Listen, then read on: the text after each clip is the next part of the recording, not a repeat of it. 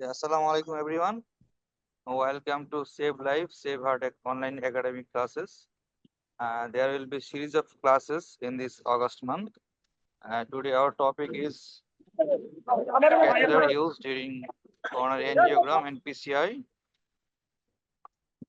This is a very important class for the young interventional cardiologist, and this session will be conducted by a renowned interventional cardiologist, Associate Professor Dr. M.D. Shafiqur Rahman Patwari sir. I request sir, please start the session, sir. Thank you doctor Sunny. একটু সময় অনেক পার হয়ে গেছে, আমি শুরু করে দিতে চাচ্ছি আর কি। আসলে আহ, আমরা কিছু ক্লাস আমরা অলরেডি নিচ্ছি এতদিন। এর ভিতরে অ্যানজিওগ্রাম রিলেটেড অনেকগুলো ক্লাসই ছিল। আমরা এই মাসে আমরা কিছু ক্লাস নিতে চাচ্ছি, এটাও অনেকটা অ্যানজিওগ্রাম এবং অ্যানজিওপ্লাস্টি রিলেটেড। এবং ইনভেসিভ প্রসিডিউরের পরে আমরা অন্য সাইডের যেমন ইকোকার্ডিওগ্রাম, ইসিজি বা আদার্স পেসমেকার এগুলো নিয়ে আমরা কিছু ক্লাস নিব। আজকে আমাদের যে টপিকসটা ছিল, টপিকসটা হলো যে catheter use during coronary angiogram and PCI. মানে আমাদের যে প্রসিডিউর গুলো অ্যানজিওগ্রাম করার জন্য আমরা যে ক্যাথেটারটা ইউজ করি, সাধারণত আমরা আগে ফিমোরাল রুটে আমরা অ্যানজিওগ্রাম করতাম। এবং ফিমোরাল রুটের জন্য আমরা সাধারণত দুইটা ক্যাথেটারই সবচেয়ে বেশি ইউজ করা হতো। একটা হচ্ছে right Judkins type of diagnostic catheter, আর একটা ক্যাথেটার ছিল left Judkins type of diagnostic catheter. এবং আমরা যখন শুরু করি আপনার সেটা হলো ধরেন 2004-4-এর দিকে বা এরকম 2001-2-3-4 এরকম, সেই সময় ম্যাক্সিমামই হচ্ছে অ্যানজিওগ্রাম আপনার আমরা যেটা করতাম সেটা ফিমোরাল রুটে। এবং অ্যানজিওগ্রামের সেই সময় আমাদের রাইট জুটকিন, লেফট জুটকিন এবং আরেকটা হচ্ছে পিকটেল, এই তিনটে ক্যাথেটারই ছিল খুব গুরুত্বপূর্ণ। এবং আমরা রাইট কর্নারি অ্যানজিওগ্রাম করতাম, লেফট কর্নারি অ্যানজিওগ্রাম, তারপর হচ্ছে আরেকটা জিনিস আমরা করতাম যে লেফট ভেন্ট্রিকুলোগ্রাফি। এবং লেফট ভেন্ট্রিকুলার অ্যানজিওগ্রামের আগে লেফট ভেন্ট্রিকুলার এন্ডাস্ট্রিক প্রেসার কত, লেফট ভেন্ট্রিকুলার অ্যানজিওগ্রামের পরে প্রেসার কত, এগুলো কিন্তু অ্যানজিওগ্রামের একটা পার্ট ছিল। এবং প্রত্যেকটা পেশেন্টের ক্ষেত্রেই কিন্তু রাইট কর্নারে আর্টারি দেখা প্রয়োজন ছিল, লেফট কর্নারে আর্টারি, রেনাল আর্টারি দেখা লাগতো, এবং তার পাশাপাশি হচ্ছে এলভি গ্রাফি এবং লেফট ভেন্ট্রিকুলার যে প্রেসারটা আমাদেরকে কিন্তু রেকর্ড করা লাগতো। যতক্ষণ পর্যন্ত এইটা কমপ্লিট করা না হয়তো অ্যানজিওগ্রাম কমপ্লিট হতো না। কিন্তু বর্তমানে এখানে অনেক চেঞ্জ হয়ে গেছে। এখন হচ্ছে অ্যানজিওগ্রাম করা হচ্ছে, আপনি দেখবেন রেডিয়াল অ্যাপ্রোচে অ্যানজিওগ্রাম করা হয়। আমরা জানি যে রেডিয়াল এবং ফিমোরাল ভিতরে ডিফারেন্স হচ্ছে, ফিমেলের ক্ষেত্রে দেখা যাচ্ছে যে ফিমোরাল অ্যানজিওগ্রামে কমপ্লিকেশন অনেক বেশি হয়, 2 to 3 টাইমস মোর, এবং ভাস্কুলার অ্যাক্সেস সাইট কমপ্লিকেশন অনেক বেশি। এবং আমরা রেডিয়ালে করার পর থেকে দেখা যাচ্ছে এই কমপ্লিকেশন গুলো কিন্তু অনেকাংশে কমে আসছে, ভাস্কুলার অ্যাক্সেস সাইট কমপ্লিকেশন গুলো অনেক কম। তার পাশাপাশি হচ্ছে আমরা আরেকটা যেটা দেখি যে রেডিয়াল রুটে যদি আমরা অ্যানজিওগ্রাম করি, আর্লি অ্যাম্বুলাইজেশন করা যায়, রোগীকে অ্যাম্বুলেশন করা যায়, পেশেন্ট আমরা শুয়ে থাকা লাগে না। তারপর হচ্ছে তার জন্য যেমন হচ্ছে হাঁটা চলাফেরা করা খুব ইজি। তাহলে দেখা যাচ্ছে এই সমস্ত কারণে বর্তমানে হচ্ছে রেডিয়াল রুটেই আমরা সাধারণত অ্যানজিওগ্রাম করি। এবং রেডিয়াল রুটে যখন আমরা অ্যানজিওগ্রাম করি সেই ক্ষেত্রে আমরা দেখি যে এখানে মাত্র একটা ক্যাথেটার দিয়ে সম্ভব, সেটাকে আমরা টাইগার ক্যাথেটার বলি। এবং এই একটা ক্যাথেটার দিয়ে ডান দিকেরও আমরা অ্যানজিওগ্রাম করি, লেফট সাইডেরও আমরা কিন্তু অ্যানজিওগ্রাম করি, রাইট কর্নারি আর্টারি দিকে, লেফট কর্নারি আর্টারি দিকে। তুমি যদি আগের অবস্থা যদি আবার ফিরে যায় সেই 2000 সালের দিকে, মানে 1999 থেকে 2000, এই সময় যেভাবে আমরা অ্যানজিওগ্রাম করতাম, সেই সময় আমরা বলছি যে রাইট জুটকিন, লেফট জুটকিন, তারপর হচ্ছে আমার দেখা প্রয়োজন ছিল হচ্ছে রেনাল আর্টারি দেখা লাগতো, তারপর হচ্ছে এলবি গ্রাফি করা লাগে, লেফট ভেন্ট্রিকুলার ফ্রি এবং ফোস্ট মানে এন্ডাস্ট্রিক প্রেসারটা আমাদের দেখা লাগতো। তারপর হচ্ছে আমাদের যে লিমাগ্রাফি, এগুলো কমপ্লিট না করা পর্যন্ত অ্যানজিওগ্রাম কিন্তু করা হতো না। তো এখন অনেক চেঞ্জ হয়ে গেছে, বর্তমান যুগে হচ্ছে সব রেডি জন্য চেষ্টা করা হয়। আমরা যদি একটা কেস সিনারি দেখি, যেমন a 61 year age old man, smoker, diabetic, peripheral vascular disease আছে তার, এবং তার হচ্ছে total occlusion at infrarenal abdominal aorta. Abdominal aorta যে রেনাল আর্টারির নিচে, তার 100% occlusion, has CTO in the right coronary artery. এখন দেখেন এরকম যদি একটা সিচুয়েশন হয়, যার হচ্ছে আপনার হচ্ছে আমরা যদি ফিমোরাল রুটে করতে যাই তাহলে হচ্ছে রাইট অথবা লেফট ফিমোরাল আর্টারি দিয়ে, যেতে হবে, কিন্তু রেনাল আর্টারির নিচে যদি 100% অক্লুশন হয় সেই ক্ষেত্রে তো ফিমোরাল রুটের কোনো অপশন নেই।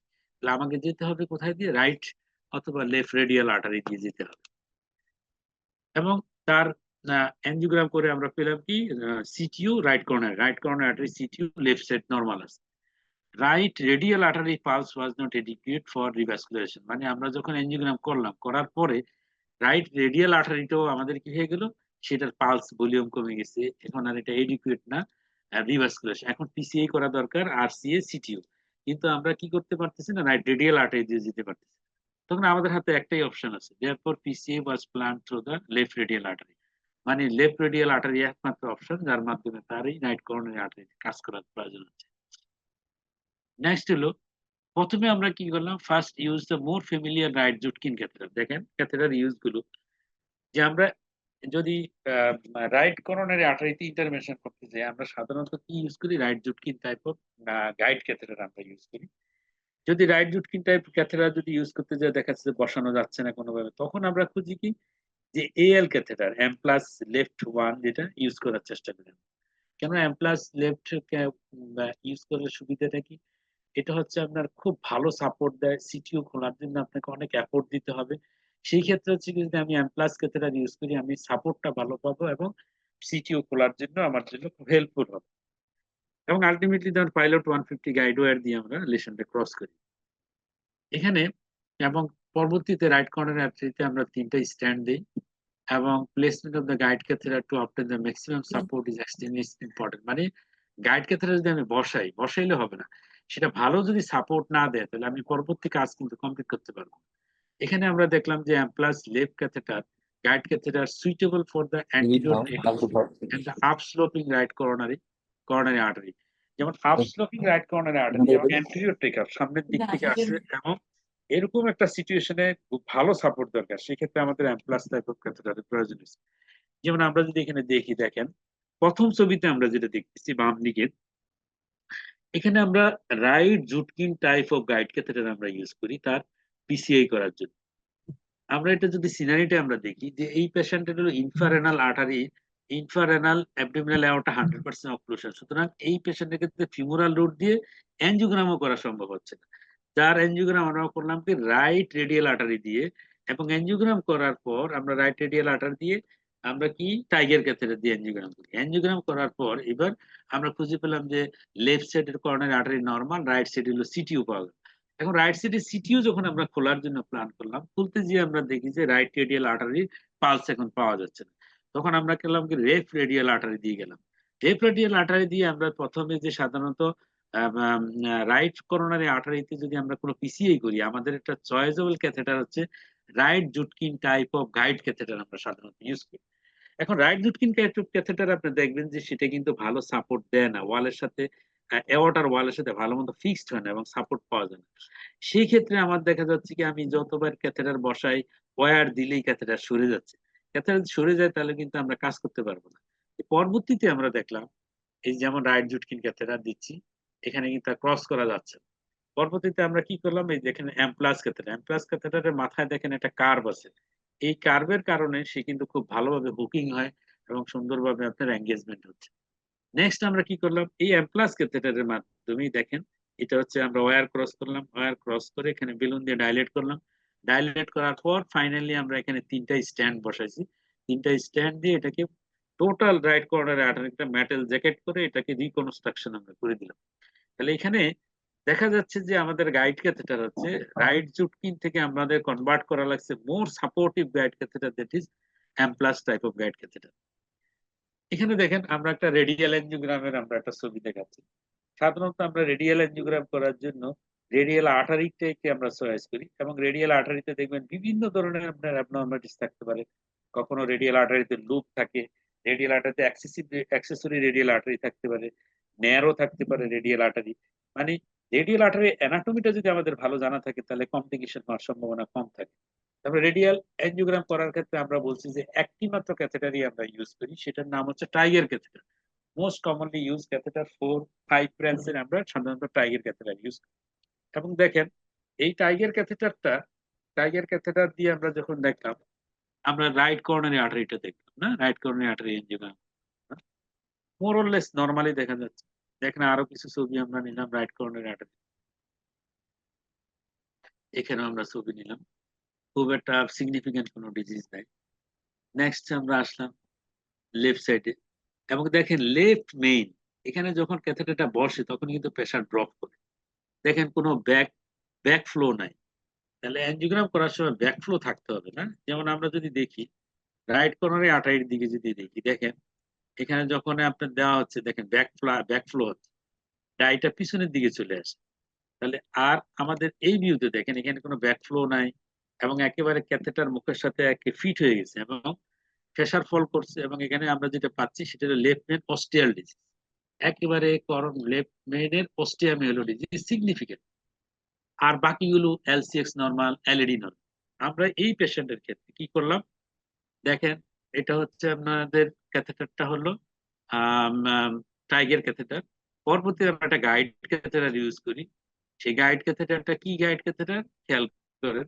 এটা হচ্ছে ক্যাথেটার আমরা ইউজ করি। এখানে left Judkins type of guide catheter আমরা ইউজ করি এবং এই গাইড ক্যাথেটার দিয়ে দেখেন এটা হলো একেবারে অস্টিয়ামে দেখেন সিগনিফিকেন্ট স্টেনোসিস এবং এখানে আমরা একটা ওয়্যার ইউজ করি এবং এখানে হলো ব্লকটা আমরা আইবাস গাইডেড আলটিমেটলি এই রোগীর পিসিআই করে দিই লেফট মেন আইবাস দিয়ে দেখে তার পিসিআই এবং পিসিআই করার পর দেখেন তার অবস্থা। এটা হচ্ছে লেফট মেনে মুখে স্টেনোসিস ছিল, এখন কোনো স্টেনোসিস নাই। তাহলে এটা হচ্ছে যেমন আমরা এই প্রসিডিউর থেকে আমরা কি কি পেলাম, এখানে আমরা কি কি ক্যাথেটার ইউজ করলাম। যেমন অ্যানজিওগ্রামের ক্ষেত্রে আমরা হচ্ছে টাইগার ক্যাথেটার ইউজ করছি আমরা, যেহেতু এটা প্রথমে আমরা গেলাম কি রেডিয়াল রুটে যাওয়ার পর আমরা দেখেন রেডিয়াল রুটে আমরা প্রথমে একটা কাজ করি রেডিয়াল এবং টাইগার ক্যাথেটার দিয়ে রাইট কর্নারে লেফট কর্নারে আমরা কি পেলাম অস্টিয়াল স্টেনোসিস পেলাম একেবারে অস্টিয়ামে। এখন এই রোগীর ক্ষেত্রে আমাদের টার্গেট হচ্ছে লেফট পেনটা হচ্ছে স্ট্যান্ডিং করব, এখানে আইবাস ইউজ করব। সেই ক্ষেত্রে আমরা কি করলাম আমরা সেভেন ফ্রেন্স এর গাইড ক্যাথেটার ইউজ করি। এখানে যে ক্যাথেটার ইউজ করি হলো সেভেন ফ্রেন্স এর গাইড ক্যাথেটার এবং এই ক্যাথেটারটা হচ্ছে আপনার সেভেন ফ্রেন্স এর গাইড ক্যাথেটার এবং আইবাস ইউজ করার জন্য আমরা সেভেন ফ্রেন্স ইউজ করবো দেখে আমরা ফিমোরাল রুটে গেলাম। আমরা রেডিয়াল রুট বাদ দিয়ে এখানে দেখেন ফিমোরাল নিচের থেকে আসছে ক্যাথেটার, ফিমোরাল রুটে গেলাম। ফিমোরাল রুটে গিয়ে আইবাস দিয়ে দেখে আমরা লেফট পেনে স্টেন্টিং করে দিলাম। তাহলে এখন দেখেন যে একটা প্রসিডিউরের ক্ষেত্রে কত ধরনের ক্যাথেটার ব্যবহার করার প্রয়োজন। হ্যালো, হ্যাঁ, আপনি একটু পরে ফোন দেন। তাহলে এখন আমরা দেখেন এনজিওগ্রাম থেকে শুরু করে এনজিওপ্লাস্টি পর্যন্ত দেখা যাচ্ছে যে আমাদের বিভিন্ন ধরনের ক্যাথেটার বিভিন্ন পর্যায়ে কিন্তু প্রয়োজন হচ্ছে। যেমন আমরা প্রথম কেসটাতে আমরা যেটা দেখলাম সেই ক্ষেত্রে হলো আমাদের এমপ্লাস রাইট, প্রথমে right Judkins type guide catheter use করলাম, পরে এমপ্লাস ক্যাথেটারের প্রয়োজন। এই ক্ষেত্রে আমরা দেখলাম এনজিওগ্রাম করার সময় আমরা ট্রাইগার ক্যাথেটার ইউজ করি, পরবর্তীতে তার রুটই চেঞ্জ করা লাগছে, আমরা ফিমোরালে যেতে হচ্ছে, সাইজ আপগ্রেড করা লাগছে সেভেন ফ্রেন্স, যেহেতু আমরা এখানে আইবাস ইউজ করব এবং লেফট পেন স্ট্যান্ড অনেক ওয়াইড ডায়ামিটার স্ট্যান্ড হয়, এখানে অনেক সময় কিসিং বাইপারফিকেশন লেশনে কোনো সমস্যা হতে পারে, কিসিং করা প্রয়োজন হতে পারে, ডাবল স্ট্যান্ডের প্রয়োজন হতে পারে। এই সমস্ত কারণে আমরা সেভেন ফ্রেন্স এর ক্যাথেটার ইউজ করলাম এবং সেই ক্ষেত্রে ফিমোরাল রুটও চেঞ্জ করা লাগলো এবং আপগ্রেডেড ক্যাথেটারের প্রয়োজন হলো এবং এই ক্যাথেটারটা হচ্ছে left Judkins type of guide catheter আমাদের ইউজ করা লাগলো।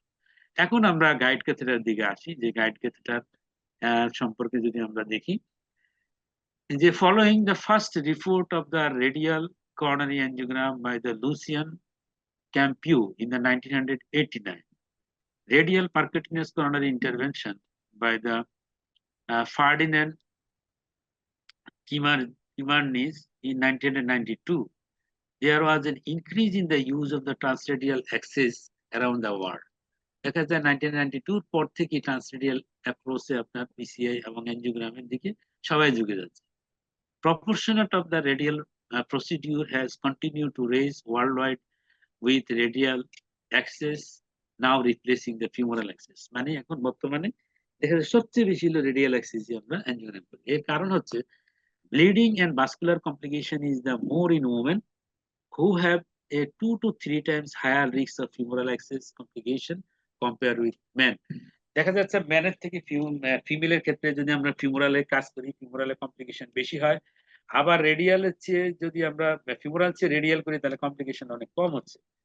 তাহলে ultimately reduction in the complication in the radial Axis resulting in decrease stay, length of stay, hospital stay কমে যাচ্ছে, রিডিউস কস্ট কমে যাচ্ছে, improve clinical outcome and potentially including the survival. এবং এই ধরনের জটিলতা যদি হয় তাহলে সেক্ষেত্রে মর্টালিটিও বেড়ে যায়। সুতরাং vascular complication, bleeding complication, hospital stay, reduce cost এবং ইমপ্রুভ ক্লিনিক্যাল আউটকামের জন্য এখন বর্তমানে আমরা সবচেয়ে বেশি ইউজ করতে হচ্ছে রেডিয়াল রুট আমরা ইউজ করি। এবং দেখেন এখন গাইড ক্যাথেটারের ক্ষেত্রে guide catheter essential tool for the percutaneous coronary intervention angiogram যেটি করেন আপনি ক্যাথেটার ছাড়াতে পারবেন না, ডায়াগনস্টিক হোক আর গাইড ক্যাথেটার হোক না। এখন এই গাইড ক্যাথেটার বা ডায়াগনস্টিক ক্যাথেটারের আপনি ভালো বুঝতে হলে আমাদের কি কনস্ট্রাকশন কিভাবে এটা তৈরি, ডিজাইন, তারপরে পারফর্ম ক্যারেক্টারিস্টিক্স, ফেসিলিটেট দেয়ার অ্যাপ্রোপ্রিয়েট সিলেকশন, এবং এই তিনটা জিনিস খুব ইম্পর্টেন্ট আমার এই সমস্ত ক্যাথেটার সিলেকশনের ক্ষেত্রে। Selection of the guide catheter seems elementary but make the difference between a successful and failed procedure. যেমন আমি যদি ঠিকমতো ডায়াগনস্টিক ক্যাথেটার বলেন, গাইড ক্যাথেটার বলেন, আমি যদি ঠিকমতো চয়েস করতে না পারি তাহলে দেখা যাবে এনজিওগ্রামি করা সম্ভব হচ্ছে না, পিসিও সম্ভব হচ্ছে। সুতরাং আমাকে এই গাইড ক্যাথেটার এবং ডায়াগনস্টিক ক্যাথেটার সম্পর্কে ভালো ধারণা থাকতে হবে ফর দ্য সাকসেসফুল প্রসিডিউর। সাধারণত পিসিআই করার ক্ষেত্রে আমরা দেখি যে ইভিউ for the left and right Judkin guide catheter for the right coronary artery সাধারণত ইউজ করি। লেফট কর্নারিতে যদি কোনো ইন্টারভেনশন করতে যাই আমরা ইভিউ ক্যাথেটার ইউজ করি, আর রাইট কর্নারিতে কোনো ইন্টারভেনশন করতে গেলে আমরা রাইট জুটকিন ইউজ করি। আর রেডিয়াল আর্টারিতে অ্যাঞ্জিওগ্রাম করতে গেলে আমরা সাধারণত টাইগার ক্যাথেটার ইউজ করি।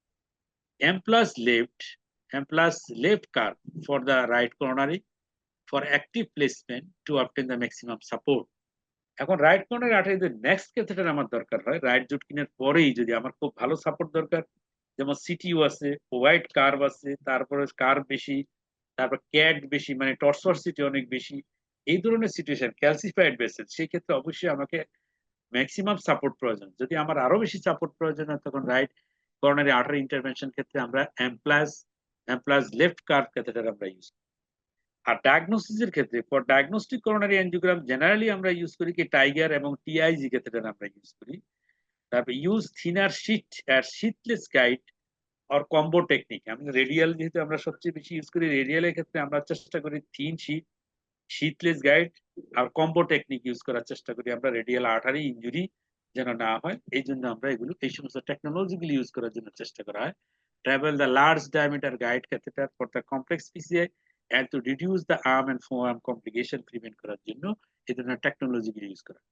Balloon assisted tracking of a guide catheter through the difficult radial anatomy is negotiating a 6 branch or 7 branch guide catheter is useful। মানে আমার অনেক সময় আমরা বেলুন অ্যাসিস্টেড ট্র্যাকিং এর মাধ্যমে ওয়াইড বোরের আমরা ক্যাথেটার ইউজ করি ফর দ্য কমপ্লেক্স প্রসিডিউরের জন্য রেডিয়াল রুটে আমরা ইউজ করতে পারি। এখন আসেন ক্যাথেটারের কাজ কি। আমরা যদি ক্যাথেটারের কথা চিন্তা করি, ক্যাথেটার কি কাজ করে? ক্যাথেটার দেখবেন চারটা খুব ইম্পর্টেন্ট কাজ ক্যাথেটার। একটা হলো এঙ্গেজ করোনারি অর গ্রাফট, মানে আমার করোনারি আর্টারি অথবা গ্রাফটে এঙ্গেজ করার জন্য এটা খুবই দরকার। এঙ্গেজমেন্ট না হলে আমি পরবর্তী প্রসিডিউর করবো কিভাবে? নেক্সট ইনজেক্ট কন্ট্রাস্ট ইনজেকশনের জন্য দরকার। নেক্সট প্রেসার মনিটরিং, আমি প্রেসার মনিটরিং এর জন্য খুবই এসেনশিয়াল। প্রেসার যদি ঠিকমতো মনিটরিং করা না হয় ডিসেকশন হবে, কমপ্লিকেশন হবে। নেক্সট হলো ডেলিভারি ইকুইপমেন্ট, আমার এই ক্যাথেটারের ভিতর দিয়ে আমি কি করি, ওয়্যার পার করি, বেলুন পার করতেছি, স্ট্যান্ড নিচ্ছি, আইবাস নিচ্ছি, ওসিটি নিচ্ছি, রোটা নিচ্ছি, তাহলে এই ধরনের ইনস্ট্রুমেন্ট গুলি আমাকে যদি ক্রস করতে হয় তাহলে গাইড ক্যাথেটার খুবই এসেনশিয়াল পার্ট। তাহলে গাইড ক্যাথেটার যদি আমাদের বলা হয় ফাংশন কি, কাজ কি, এই চারটা কাজ গাইড। একটা হলো করোনারি এঙ্গেজমেন্টের জন্য, একটা হচ্ছে injection of the contrast media, number 3 হচ্ছে প্রেসার মনিটরিং, নাম্বার 4 হচ্ছে ডেলিভারি অফ দ্য ইকুইপমেন্ট ডেলিভারির জন্য ক্যাথেটার খুবই এসেনশিয়াল পার্ট। দেখলে important feature of the guide catheter, এবং এই যে আমাদের যে ক্যাথেটার গুলি আমরা যে ইউজ করি এই ক্যাথেটারে বিশেষ করে গাইড ক্যাথেটার খুবই essential for the PCA procedure. এবং এই গাইড ক্যাথেটারে কতগুলো ইম্পর্টেন্ট ফিচার থাকতে হবে, বৈশিষ্ট্য থাকতে হবে। এই বৈশিষ্ট্যগুলো ছাড়া আমরা সিলেকশন করতে পারবো না। যেমন টিপটা থাকতে হবে এই ট্রমাটিক টিপ, যেই মাথাটা করোনারি অস্টিয়ামে বসবে ওই মাথাটা সফট থাকতে হবে। এখন এই মাথাটা যদি খুব হার্ড হয়, দেখবেন গাইড ক্যাথেটার মাথায় হাত দিয়ে দেখবেন যে খুব সফট থাকে, এবং মাথাটা যদি হার্ড হয় সেই ক্ষেত্রে কিন্তু আমার ইনজুরি হওয়ার সম্ভাবনা থাকে। Perform curve and the configuration, তাহলে এখানে কার্বন কনফিগারেশন দেখবেন আছে প্রত্যেকটা ক্ষেত্রে, এবং কার্বন কনফিগারেশনের উপর নির্ভর করে আমরা কিন্তু সিলেকশন করি কোনটা কোথায় ইউজ করব। তারপর টর্ক কন্ট্রোল, আমি যে ক্যাথেটার ঘুরাচ্ছি, ঘুরিয়ে সেই মাথাটা ঠিক মতো বসানো, কোয়াক্সিয়ালিটির জন্য টর্ক কন্ট্রোল খুবই ইম্পর্টেন্ট পার্ট। যে আমি যে পিছনের দিকে যে ঘুরাচ্ছি, এই ঘোরানোটা যেন একটা টিপ পর্যন্ত যায়, তাহলে এই টর্ক কন্ট্রোলটা ঠিক থাকতে হবে।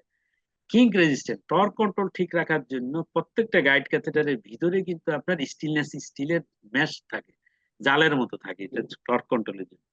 তারপর হচ্ছে কিঙ্ক রেজিস্ট্যান্স, মানে ক্যাথেটারটা যদি বাঁকা হয়ে যায়, বাঁকা হয়ে গেলে আমি কাজ করবো কেমন, এই জন্য কিঙ্ক রেজিস্ট্যান্ট হতে হবে ক্যাথেটারটা।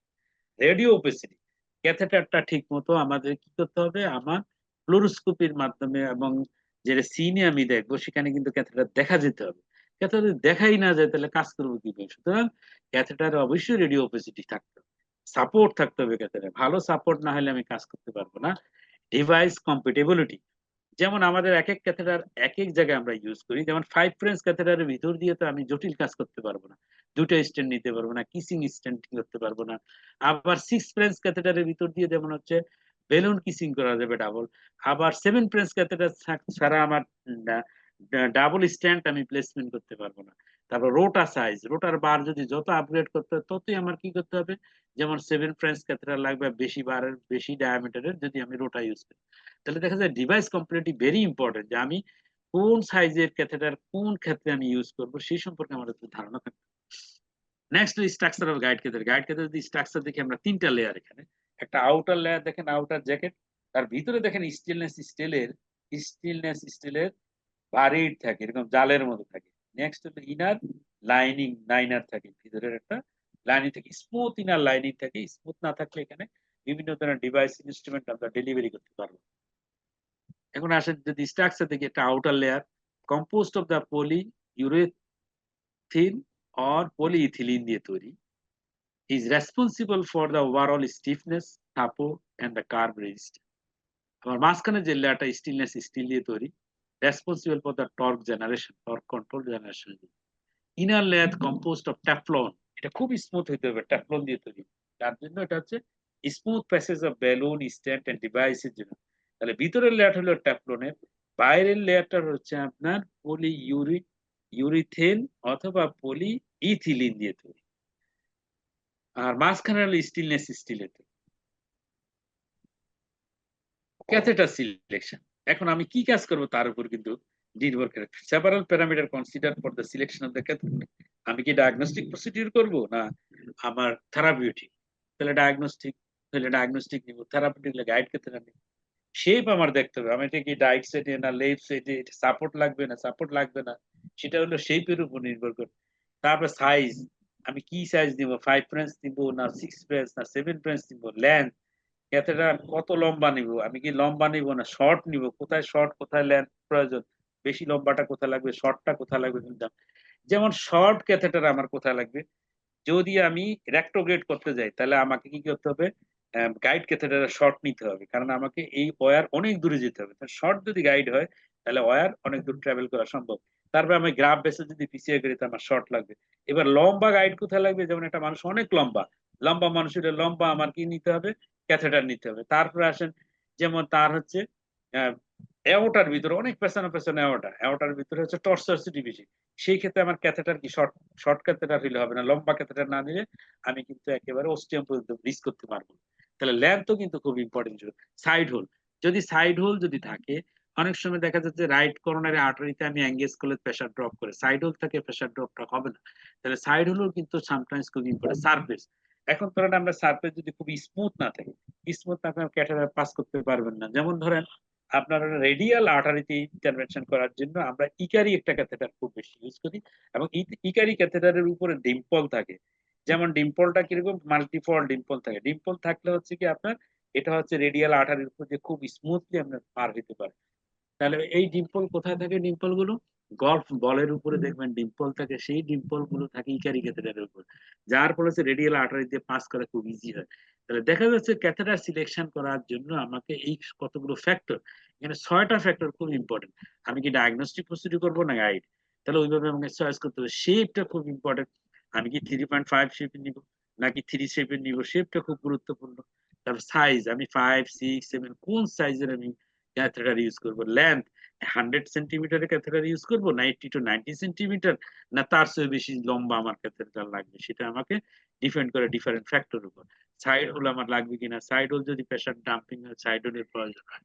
তারপর সারফেস, যদি খুব ভালো সারফেস না হয় তাহলে রেডিয়াল আর্টারি দিয়ে ট্রাভেল করে খুব ডিফিকাল্ট হয়। যেমন ইকারি ক্যাথেটারে আপনার হচ্ছে গল্ফ বলের যে ডিম্পল থাকে সেই ডিম্পল থাকে, যার ফলে ইকারি ক্যাথেটার খুব ইজিলি ক্রস করা যায় রেডিয়াল আর্টারি। নেক্সট আমরা যদি গাইডিং ভার্সাস যদি ডায়াগনস্টিক ক্যাথেটারে আমরা দেখি দেখেন গাইড ক্যাথেটার সাধারণত থিনার ওয়াল থাকে, ওয়ালটা থিন হবে। কেন থিন? যদি ওয়ালটা থিক হয় তাহলে ভিতরে ইন্টারনাল লুমেনটা থাকবে কি আপনার ছোট লুমেন হবে, ছোট লুমেন দিয়ে কিন্তু আমার প্রয়োজনীয় জিনিসপত্র আমরা যাবে না, ইনস্ট্রুমেন্ট আমরা পার করতে পারবো না। এই জন্য হচ্ছে গাইড ক্যাথেটার লুমেনটা ওয়ালটা হবে থিন এবং ভিতরে হচ্ছে ইন্টারনাল ডায়ামিটারটা হবে ওয়াইড হবে। আর ডায়াগনস্টিক ক্যাথেটার থাকবে ওয়ালটা খুব স্টিফ হবে, ওয়ালটা থাকবে মোটা থিকার এবং ইন্টারনাল আপনার স্পেসটা থাকবে কম।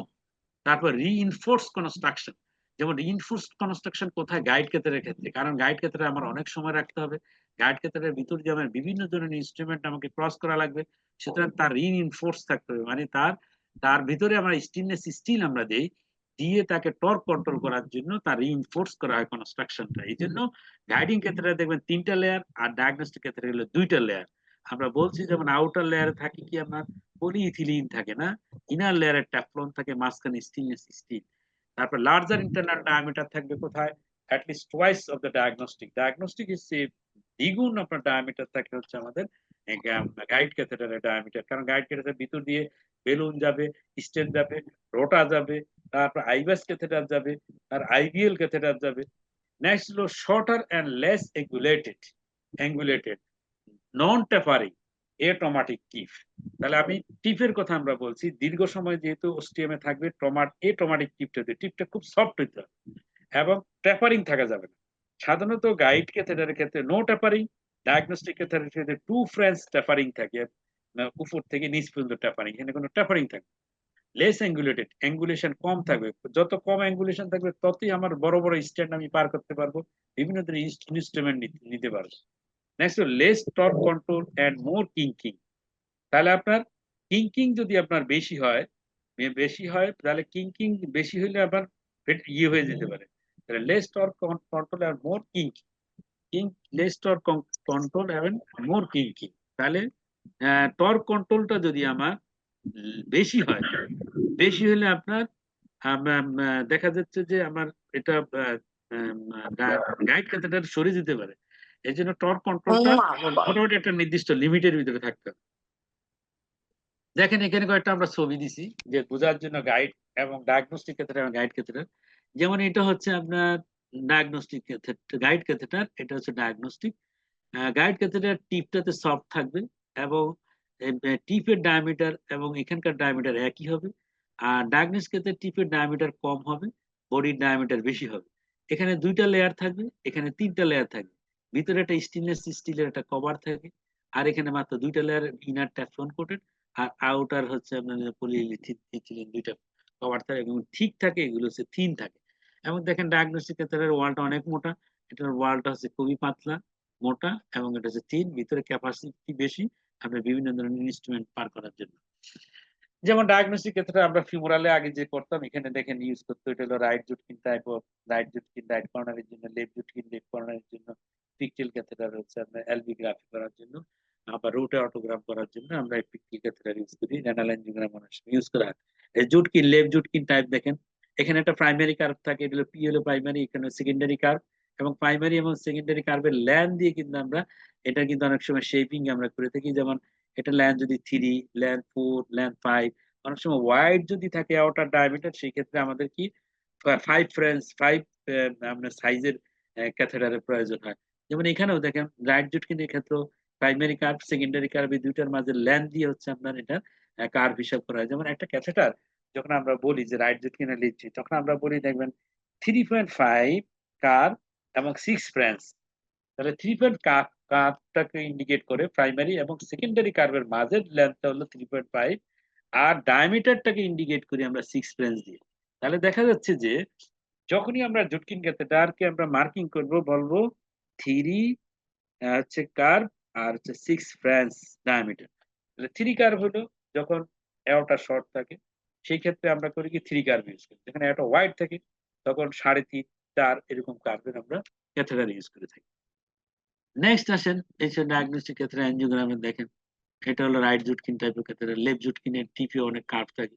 এটা হচ্ছে আপনার একটা টাইগার ক্যাথেটার, তাই না? Tiger catheter both right and left কর্নারে আমরা এঙ্গেজ করতে পারি। নেক্সট দেখেন পিকটেল ক্যাথেটার। পিকটেল ক্যাথেটারে দেখেন এখানে কিন্তু টিপে একটা এন্ড হোল থাকে, তারপরে একটা কার্ভ থাকে না, তারপর দেখেন এখানেও কতগুলো ছিদ্র থাকে। এবং এই পিকটেল ক্যাথেটারের কাজ কি? পিকটেল ক্যাথেটারে আমরা এলবিগ্রাফি করি, যাতে হচ্ছে কি আপনার মাল্টিপল ওপেনিং থাকার ফলে হচ্ছে আপনার এলবির উপর আপনার প্রেসার হঠাৎ করে প্রেসার পড়ে না, প্রেসারটা ট্রান্সমিশন হয়ে পড়ে এবং এলবিগ্রাফির জন্য এটা ক্যাথেটারটা খুব সুইটেবল। নেক্সট আসেন হচ্ছে আমাদের এটা হলো টাইগার ক্যাথেটার, দেখেন অনেকগুলো কার্ভ থাকে টাইগার ক্যাথেটারে। আর পিকটেল ক্যাথেটারের কাজ কি? পিকটেল ক্যাথেটার বর্তমানে আমরা কোথায় ইউজ করি? দেখবেন পেরিকার্ডিও সিনথেসিসের জন্য পিকটেল ক্যাথেটার আমরা ইউজ করি। তারপর কোথায় ইউজ করি? নন সিলেক্টিভ করোনারি অ্যাঞ্জিওগ্রাম, যেমন আমি অ্যাঞ্জিওগ্রাম করতে গিয়ে কোনোভাবেই এঙ্গেজ করতে পারছি না, সেই ক্ষেত্রে রুট অটোগ্রাম করে আমরা করোনারি আর্টারি অরিজিন গুলো দেখার জন্য পিকটেল ক্যাথেটার ইউজ করি। Left ventricular end diastolic pressure, left ventricular pressure দেখার জন্য আমরা পিকটেলকে রুট অটোগ্রাম করার জন্য আমরা ইউজ করি। যেমন টপের পেশেন্টের ক্ষেত্রে নন সিলেক্টিভ করোনারি অ্যাঞ্জিওগ্রামের জন্য আমরা রুট অটোগ্রাম করি। ম্যাপকা দেখার জন্য দেখবেন পিকটেল ইউজ করি। তারপরে হচ্ছে অটোগ্রাম করার জন্য আমরা পিকটেল ইউজ করি। তাহলে পিকটেল বিভিন্ন জায়গায় কিন্তু আমরা পিকটেল ক্যাথেটার ইউজ করে থাকি। নেক্সট আসেন হলো ক্যাথেটার শেপ। আমরা কিন্তু ওখানে ক্যাথেটার শেপের কথা আমরা বলছি। বিভিন্ন শেপের ক্যাথেটার বিভিন্ন জায়গায় আমরা ইউজ করে থাকি। তা আমরা যদি একটু দেখি এই ফিগারটা দেখলে আপনি খেয়াল করতে পারবেন। যেমন আসেন আমাদের এই যে রাইট করোনারি আর্টারি, রাইট করোনারির জন্য আমরা সবসময় আমরা বলছি যে যদি রাইট করোনারি আর্টারি আমরা এঙ্গেজ করতে চাই আমরা কি ইউজ করি? যেমন টাইগার ক্যাথেটার, যদি রেডিয়াল রুটে যায় টাইগার ক্যাথেটার, আর যদি আমরা ফিমোরাল রুটে যাই right Judkins type of catheter আমরা সাধারণত ইউজ করি। যদি আমরা থেরাপিউটিক প্রসিডিউরে যাই আমরা রাইট জুটকিন ইউজ করি, সাপোর্ট বেশি লাগলে আমরা AL1 ইউজ করি। এবার আসেন লেফট মেইন। লেফট মেইনের ক্ষেত্রে আমরা কি ইউজ করি? লেফট মেইন এঙ্গেজ করার জন্য আমরা টাইগার ইউজ করতে পারি যদি আমরা রেডিয়াল রুটে যাই। আর ফিমোরাল রুটে গেলে আমরা কি ইউজ করি? Left Judkins type of diagnostic ক্ষেত্রে ইউজ করি। প্রসিডিউর করার ক্ষেত্রে আমরা ইউজ করি কি? ইভিইউ, এক্সট্রা বেকার, এক্সট্রা সাপোর্ট ইউজ করি। অনেক সময় লেফট জুটকিনও ইউজ করি যদি শর্ট লেফট মেইন থাকে। ইকারি ক্যাথেটার একটা ভালো ক্যাথেটার, যে ক্যাথেটার আমরা ইউজ করতে পারি রেডিয়াল রুটের জন্য। নেক্সট আসেন this is the graft vessel. ধরেন আপনার কোন একটা রোগীর বাইপাস অপারেশন করা আছে, রাইট সাইডে গ্রাফট আছে, লেফট সাইডে গ্রাফট আছে। দেখেন এটা হলো রাইট সাইডের গ্রাফ, একটা হলো স্যাপানাস ভেনাস গ্রাফ পিডিএ তে লাগানো আছে এই গ্রাফটা। তাহলে এই গ্রাফটা যদি আমি বুঝতে চাই আমার কি লাগবে? রাইট সাইডে মাল্টিপারপাস আমরা সাধারণত ইউজ করে থাকি। আর হচ্ছে রাইট কর্নারি বাইপাস গ্রাফট দেখার জন্য আলাদা স্পেশাল ক্যাথেটার আছে, সেই ক্ষেত্রে ইউজ করতে পারেন। মাল্টিপারপাস ক্যাথেটার ইউজ করতে পারেন। রাইট জুটকিনও আমরা ইউজ করি অনেক সময়। নেক্সট আসেন লেফট সাইডে। লেফট সাইডে যে গ্রাফট গুলো দেখেন স্যাপানাস ভেনাস গ্রাফট এলইডি তে, স্যাপানাস গ্রাফট ডায়াগোনাল, স্যাপানাস গ্রাফট ওএম এ ইউজ করা হয়। এগুলো বোঝার জন্য আমাদের AL1 ভালো ক্যাথেটার অথবা রাইট জুটকিন আমরা ইউজ করতে পারি, অথবা লেফট কর্নারে বাইপাস গ্রাফট দেখার জন্য আলাদা ক্যাথেটার আছে, সেই ক্যাথেটার ইউজ করা যায়। এছাড়া আরো ক্যাথেটার আছে যেমন ইন্টারনাল মেমোরি আর্টারি দেখার জন্য IM ক্যাথেটার ইউজ করে আমরা। তারপর হচ্ছে VV1 জিম ক্যাথেটার, তারপর হচ্ছে বার্টোরেলি কোজি, সিমেন্স ক্যাথেটার, বিভিন্ন ধরনের ক্যাথেটার আমরা ইউজ করতে পারি। কিন্তু কমন যেগুলো আমরা ইউজ করি আমরা কাজ করার সময় রাইট জুটকিন, লেফট জুটকিন, ইভিইউ ক্যাথেটার, তারপরে AL1 মাল্টিপারপাস আর ইকারি ক্যাথেটার, সাধারণত এই ক্যাথেটার গুলো আমরা কমনলি ইউজ করে থাকি। আর এটা হচ্ছে রেডিয়ালের জন্য টাইগার ক্যাথেটার ইউজ করি। দেখেন multiple shape can be used in the radial axis specific shape so called the universal catheter used for the radial axis। আমরা রেডিয়াল ক্যাথেটার রেডিয়ালের জন্য একটা ইউনিভার্সাল ক্যাথেটার ইউজ করি, মানে দুই দিকেই একটা ক্যাথেটার দিয়ে। যেমন তার ভিতরে কি নাম আমরা কমনলি ইউজ করি? টাইগার। এছাড়া TIG ক্যাথেটার আছে, তারপর হলো হচ্ছে জ্যাকি ক্যাথেটার আছে। এগুলো বোথ RCA এন্ড এলস রেড করোনারি আর্টারি দুইটাই সেম ক্যাথেটার দিয়ে আমরা কি করতে পারি? এঙ্গেজ করতে পারি।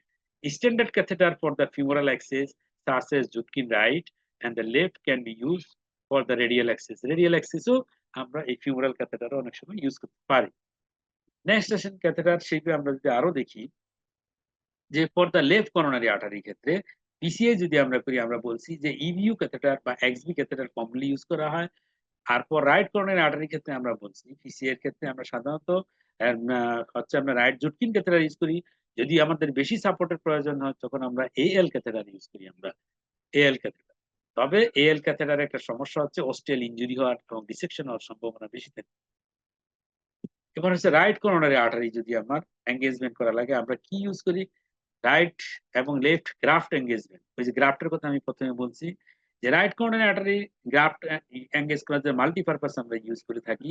লেফটের ক্ষেত্রে আমরা হচ্ছে কি রাইট জুটকিন, এএল অথবা লেফট করোনারি বাইপাস ক্যাথেটার আমরা ইউজ করি। For the right-sided graft, multi-purpose catheter commonly used for the diagnostic purpose and for the and PCI, as the graft often has a downward force. মানে multipurpose use করা হয় diagnostic এবং পিসি এর জন্য, কারণ এটা হলো ডাউনওয়ার্ড ফোর্সের জন্য। আর ফর দ্য লেফট সাইড হচ্ছে আপনার হচ্ছে রাইট জুটকিন, লেফট সাইডের জন্য আমরা রাইট জুটকিন ইউজ করি commonly, but AL1 provide the better support. PC এর ক্ষেত্রে AL1 হলে সবচেয়ে ভালো হয়। নেক্সট আমরা দেখি যে ইন্টারনাল মেমোরি আর্টারি এঙ্গেজমেন্টের জন্য কি কি ইউজ করি আমরা। For the internal memory artery graft for artery যদি আমরা যদি ফিমোরাল রুটে যাই ইন্টারনাল মেমোরি ক্যাথেটার, কিন্তু আমরা কি করি, আমরা রাইট জুটকিন দিয়ে সাধারণত ইন্টারনাল মেমোরি আর্টারি দেখি।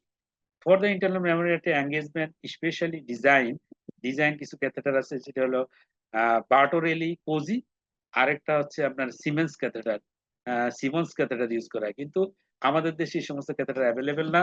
আমরা হচ্ছে ইন্টারনাল মেমোরি আর্টারির জন্য আমরা করি কি রাইট জুটকিন ক্যাথেটার ইউজ করি, আর হচ্ছে ডায়াগনস্টিকের ক্ষেত্রে, আর যদি রেডিয়াল রুটে যাই আমরা সাধারণত টাইগার ক্যাথেটার ইউজ করি। আর যদি প্রসিডিউর করা লাগে প্রসিডিউর ক্ষেত্রে right Judkins type of diagnostic catheter আমরা ইউজ করি, গাইড ক্যাথেটার ইউজ করি। নেক্সট হলো রেডিয়াল ডায়াগনস্টিক ক্যাথেটার। আমরা কি ইউজ করি, আমরা বলছি কমনলি আমরা যেটা ইউজ করি সেটা হলো tiger catheter. This one is the tiger catheter. Tiger catheter দেখেন 90 ডিগ্রি অ্যাঙ্গেলে দুইটা কার্ভ আছে না, এই টাইগার ক্যাথেটার ইউজ। এছাড়া টিআইজি ক্যাথেটার, জেকি ক্যাথেটার, এই ধরনের ক্যাথেটারও ইউজ করা যেতে পারে। Image of universal radial diagnostic catheter হচ্ছে টাইগার, টিআইজি, জেকি, ট্র্যাকার, টেকটিভ, তারপর হলো আরেকটা ক্যাথেটার হচ্ছে আপনার কি ট্রাফিস ক্যাথেটার। এগুলো সব ক্যাথেটারই হচ্ছে দুই দিকে রাইট এন্ড লেফট দুই সাইডে আমরা ইউজ করতে পারি। তো আমরা বাংলাদেশের সবচেয়ে কমন ইউজ হচ্ছে টাইগার ক্যাথেটার আমরা ইউজ করি। Next radial guide catheter. Guide catheter যদি আমরা দেখি রেডিয়ালে আমরা কি গাইড ক্যাথেটার ইউজ করি, রেডিয়ালে সবচেয়ে ভালো ইকারি। যেমন ইকারি লেফট দিয়ে কি করা যায়, লেফট সাইডের ইকারি ক্যাথেটার দিয়ে দুই দিকেই করা যায়, লেফট এন্ড রাইট। আর হচ্ছে আমরা রাইট ইকারি শুধুমাত্র রাইট সাইডে ইউজ করা যায়। এছাড়া আমরা যেটা করি দেখেন ইকারি catheter also used for the radial PCI for the smooth surface এবং less chance of the radial artery spasm। কেন বলছি যে ইকারি ক্যাথেটার উপরে টেম্পলের মতো থাকে, সেটা হচ্ছে কি কিসের গল্ফ খেলের যে বল আছে ওই বলের উপরে যেরকম ডিম্পল থাকে এরকম ডিম্পল থাকে, যার ফলে হচ্ছে রেডিয়াল অ্যাক্সিস এটা কাজ করতে খুবই ইজি এবং স্পাজম হয় না। ওয়ান ফর দ্য রাইট ইকারি হলো রাইট সাইডের জন্য শুধু, আর লেফটটা দিয়ে আবার রাইটও করা যায় লেফটও করা যায়, দুই দিকে আমরা কাজ করতে পারি। এবার আসেন লেফটমেন যদি এঙ্গেজমেন্ট করা লাগে, লেফটমেন করানোর আর্টারিতে আমি কোনো প্রসিডিউর করব, ডায়াগনস্টিক হোক আর যেটি হোক, আমরা কি ইউজ করি, প্রথমে left Judkins type of catheter আমরা সাধারণত ইউজ করি ফর দ্য ডায়াগনস্টিক পারপাস। আবার অনেক সময় লেফট সাইডে কিন্তু রেডিয়ালে আপনার টাইগার ক্যাথেটার বসানো যায় না, সেই ক্ষেত্রে আমরা কি করি 5 French extra backup catheter use করি। Size of the Judkins catheter depend on the size of the outer. Judkins catheter আমি প্রথমেই দেখাইছি যে এখানে দেখেন প্রাইমারি কার্ভ সেকেন্ডারি কার্ভের মাঝে যে ল্যান্থ, এই ল্যান্থ দিয়ে কিন্তু আমরা এটা সাইজ ঠিক করি, যেমন 3 লাগবে না 3.5 লাগবে না 4 লাগবে না 5 লাগবে, সেটা ডিপেন্ড করে কিসের উপরে অ্যাওটা, কত মোটা অ্যাওটা তার উপর। দেখেন এখানে অ্যাওটার দিকে যদি আমরা তাকাই, এই অ্যাওটা হচ্ছে 3.5 সেন্টিমিটার, এই অ্যাওটা হচ্ছে 3.5 to 4 সেন্টিমিটার, এটা হচ্ছে মোর দেন 4 সেন্টিমিটার। তাহলে যত এটা হলো narrow, this was normal, this is dilated, তাহলে অ্যাওটা যত ওয়াইড হবে তত আমার প্রাইমারি সেকেন্ডারি কার্ভের মাঝে ডিসটেন্সটা তত বেশি লাগবে। The size of the Judkin catheter depend on the size of the aorta. Wider aortic root require the larger catheter size. In case of the aortic aneurysm, may require the left Judkin 5 catheter প্রয়োজন পারে। Next হলো লেফটমেন্ট engagement guide catheter. যদি আমরা চিন্তা করি, দেখেন এমন ধরনের গাইড ক্যাথেটার নিতে হবে যে গাইড ক্যাথেটার অস্টিয়ামে বসবে, পিছনেও সে কি নেবে, সাপোর্ট নিতে পারে। যেমন এটা পিছনে সাপোর্ট নিচ্ছে খুব ভালো, মানে এক্সডি বা ইভিও খুব ভালো সাপোর্ট নিতে পারে।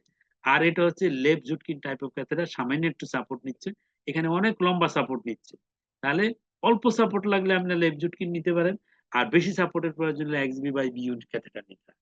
EBU and XB perform for the both radial and the femoral axis PCI. EBU and XB provide the more contact with contralateral wall of the aorta, is the wall contralateral side ভালো support দিচ্ছে, and they give the more backup support than the Judkin left. Judkin left দিচ্ছে অল্প একটু জায়গায় support, সে অনেক বড় area নিয়ে support দিতে পারে। এই জন্য আমার যদি রাইট কর্নারে আর্টারি যেমন সিটিউ হয়, রাইট কর্নারে ক্যালসিফিকেশন থাকে, টর্সোয়াস ভেসেল থাকে, আমার সেই ক্ষেত্রে আমাকে অবশ্যই কি করতে হবে, সাপোর্ট নিতে হবে। ভালো সাপোর্ট নিতে হলে এক্সবি বা ইভিউ ক্যাথেটারের আমার প্রয়োজন আছে। নেক্সট আমরা আসি PCI left coronary artery. Left coronary artery যখন আমরা পিসিআই করব, কম সাপোর্ট থেকে আমার বেশি সাপোর্টের যখন প্রয়োজন হবে, আমরা কিভাবে ক্যাথেটার চেঞ্জ করি দেখেন। আমি প্রথমে লেফট জুটকিন নিব, লেফট জুটকিন কম সাপোর্ট, তারপরে ইকারি ক্যাথেটার আরো সাপোর্ট লাগবে, তারপর কিডনি ক্যাথেটার নিব, যদি আরো সাপোর্ট লাগে এক্সট্রা আরো সাপোর্ট লাগলে নিব এক্সট্রা ব্যাকআপ বা ইভিউ, আরো যদি সাপোর্ট লাগে সেক্ষেত্রে এম প্লাস লেফট নিতে হবে। তাহলে আমি দেখা যায় যত সাপোর্ট বেশি লাগবে ততই হচ্ছে আপনার এইভাবে আমার আগাইতে হবে। আমার কম সাপোর্ট লাগলে আমি লেফট জুটকিন নিব, আর একটু সাপোর্ট লাগলে ইকারি, নেক্সট হলো কিডনি, নেক্সট হলো এক্সট্রা ব্যাকআপ, নেক্সট হলো আপনার এম প্লাস লেফট। এবার আমরা রাইট কর্নার আর্টারি যদি আমি দেখি, রাইট কর্নার আর্টারি আমরা বলছি পিসি এর ক্ষেত্রে আমরা সাধারণত right Judkins type of guide catheter আমরা ইউজ করি। যদি লেস সাপোর্ট লাগে, বেশি সাপোর্ট যদি লাগে আমরা কি ইকারি ক্যাথেটার ইউজ করতে পারি, আরো সাপোর্ট লাগলে মাল্টিপারপাস ইউজ করতে পারি, আরো সাপোর্ট যদি লাগে আমরা এএল ক্যাথেটার আমরা ইউজ করি। মানে এএল ক্যাথেটার যত টর্সোয়াস হবে, tortuous, posterior, origin, support, superior take up যদি লাগে, সেই ক্ষেত্রে আবার স্পেশাল আরো কিছু ক্যাথেটার আছে, 3D আরসি ক্যাথেটার আমরা ইউজ করতে পারি।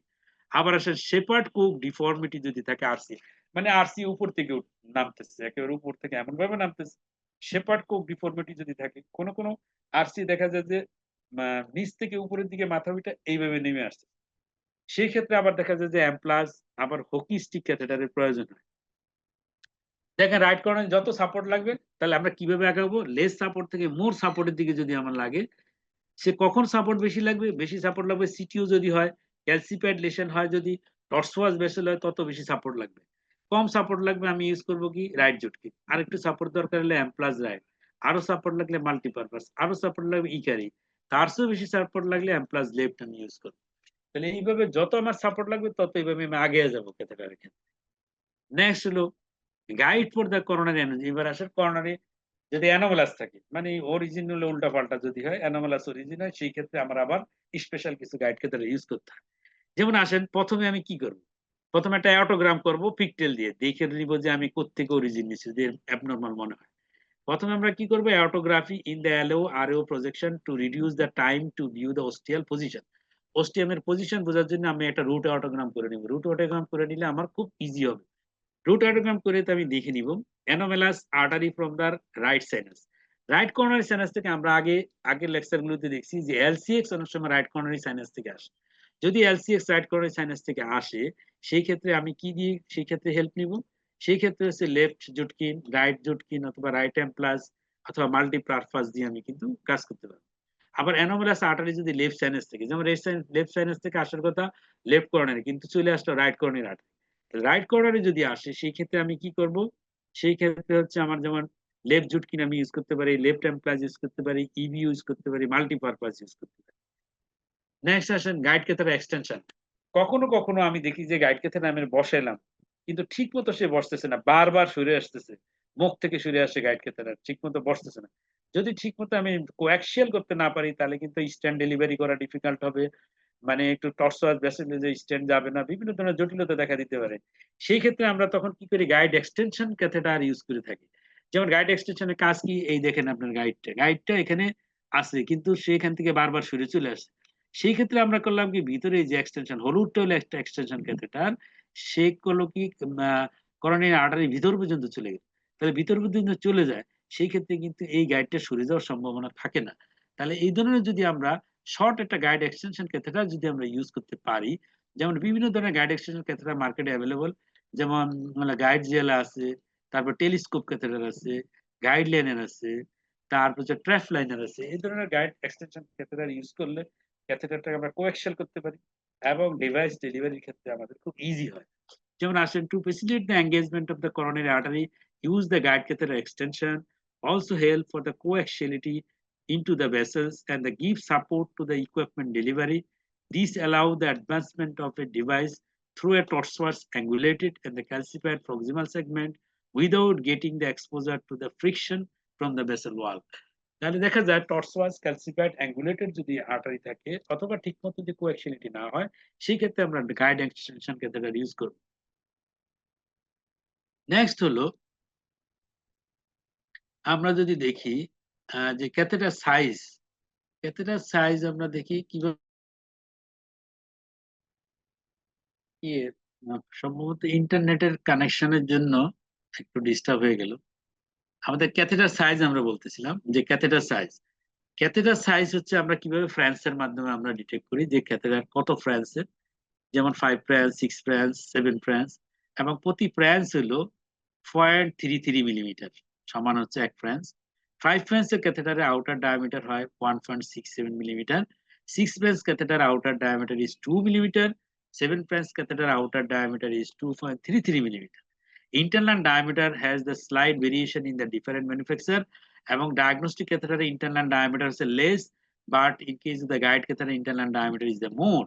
যেমন in case of the guide catheter যেমন 1.80 যদি 6 French হয় সেটা হচ্ছে আপনার internal diameter, আর diagnostic যদি হয় সেক্ষেত্রে 1.40।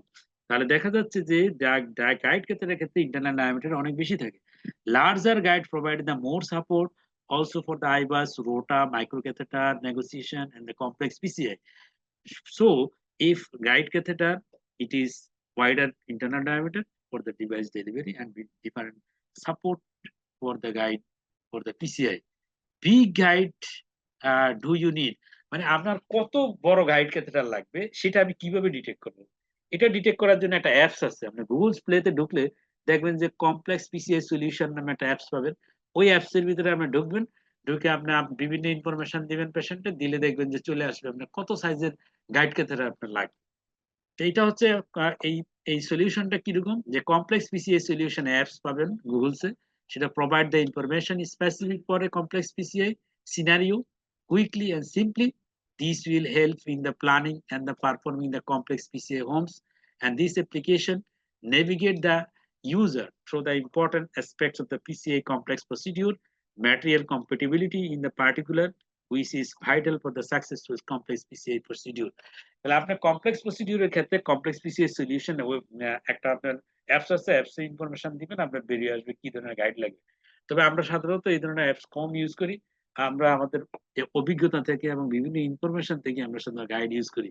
এখন দেখেন আমাদের কি অভিজ্ঞতা থেকে আমরা গাইড ইউজ করি, কার ক্ষেত্রে কোনটা লাগবে। যেমন 5 ফ্রেন্স আমরা কখন লাগবে, যেমন টেকনিক হলো 2 ওয়্যার অ্যালাউ, 2টা ওয়্যার নিতে পারবেন 5 ফ্রেন্স দিয়ে for the bifurcation, but no kissing balloon, only for the slender technique.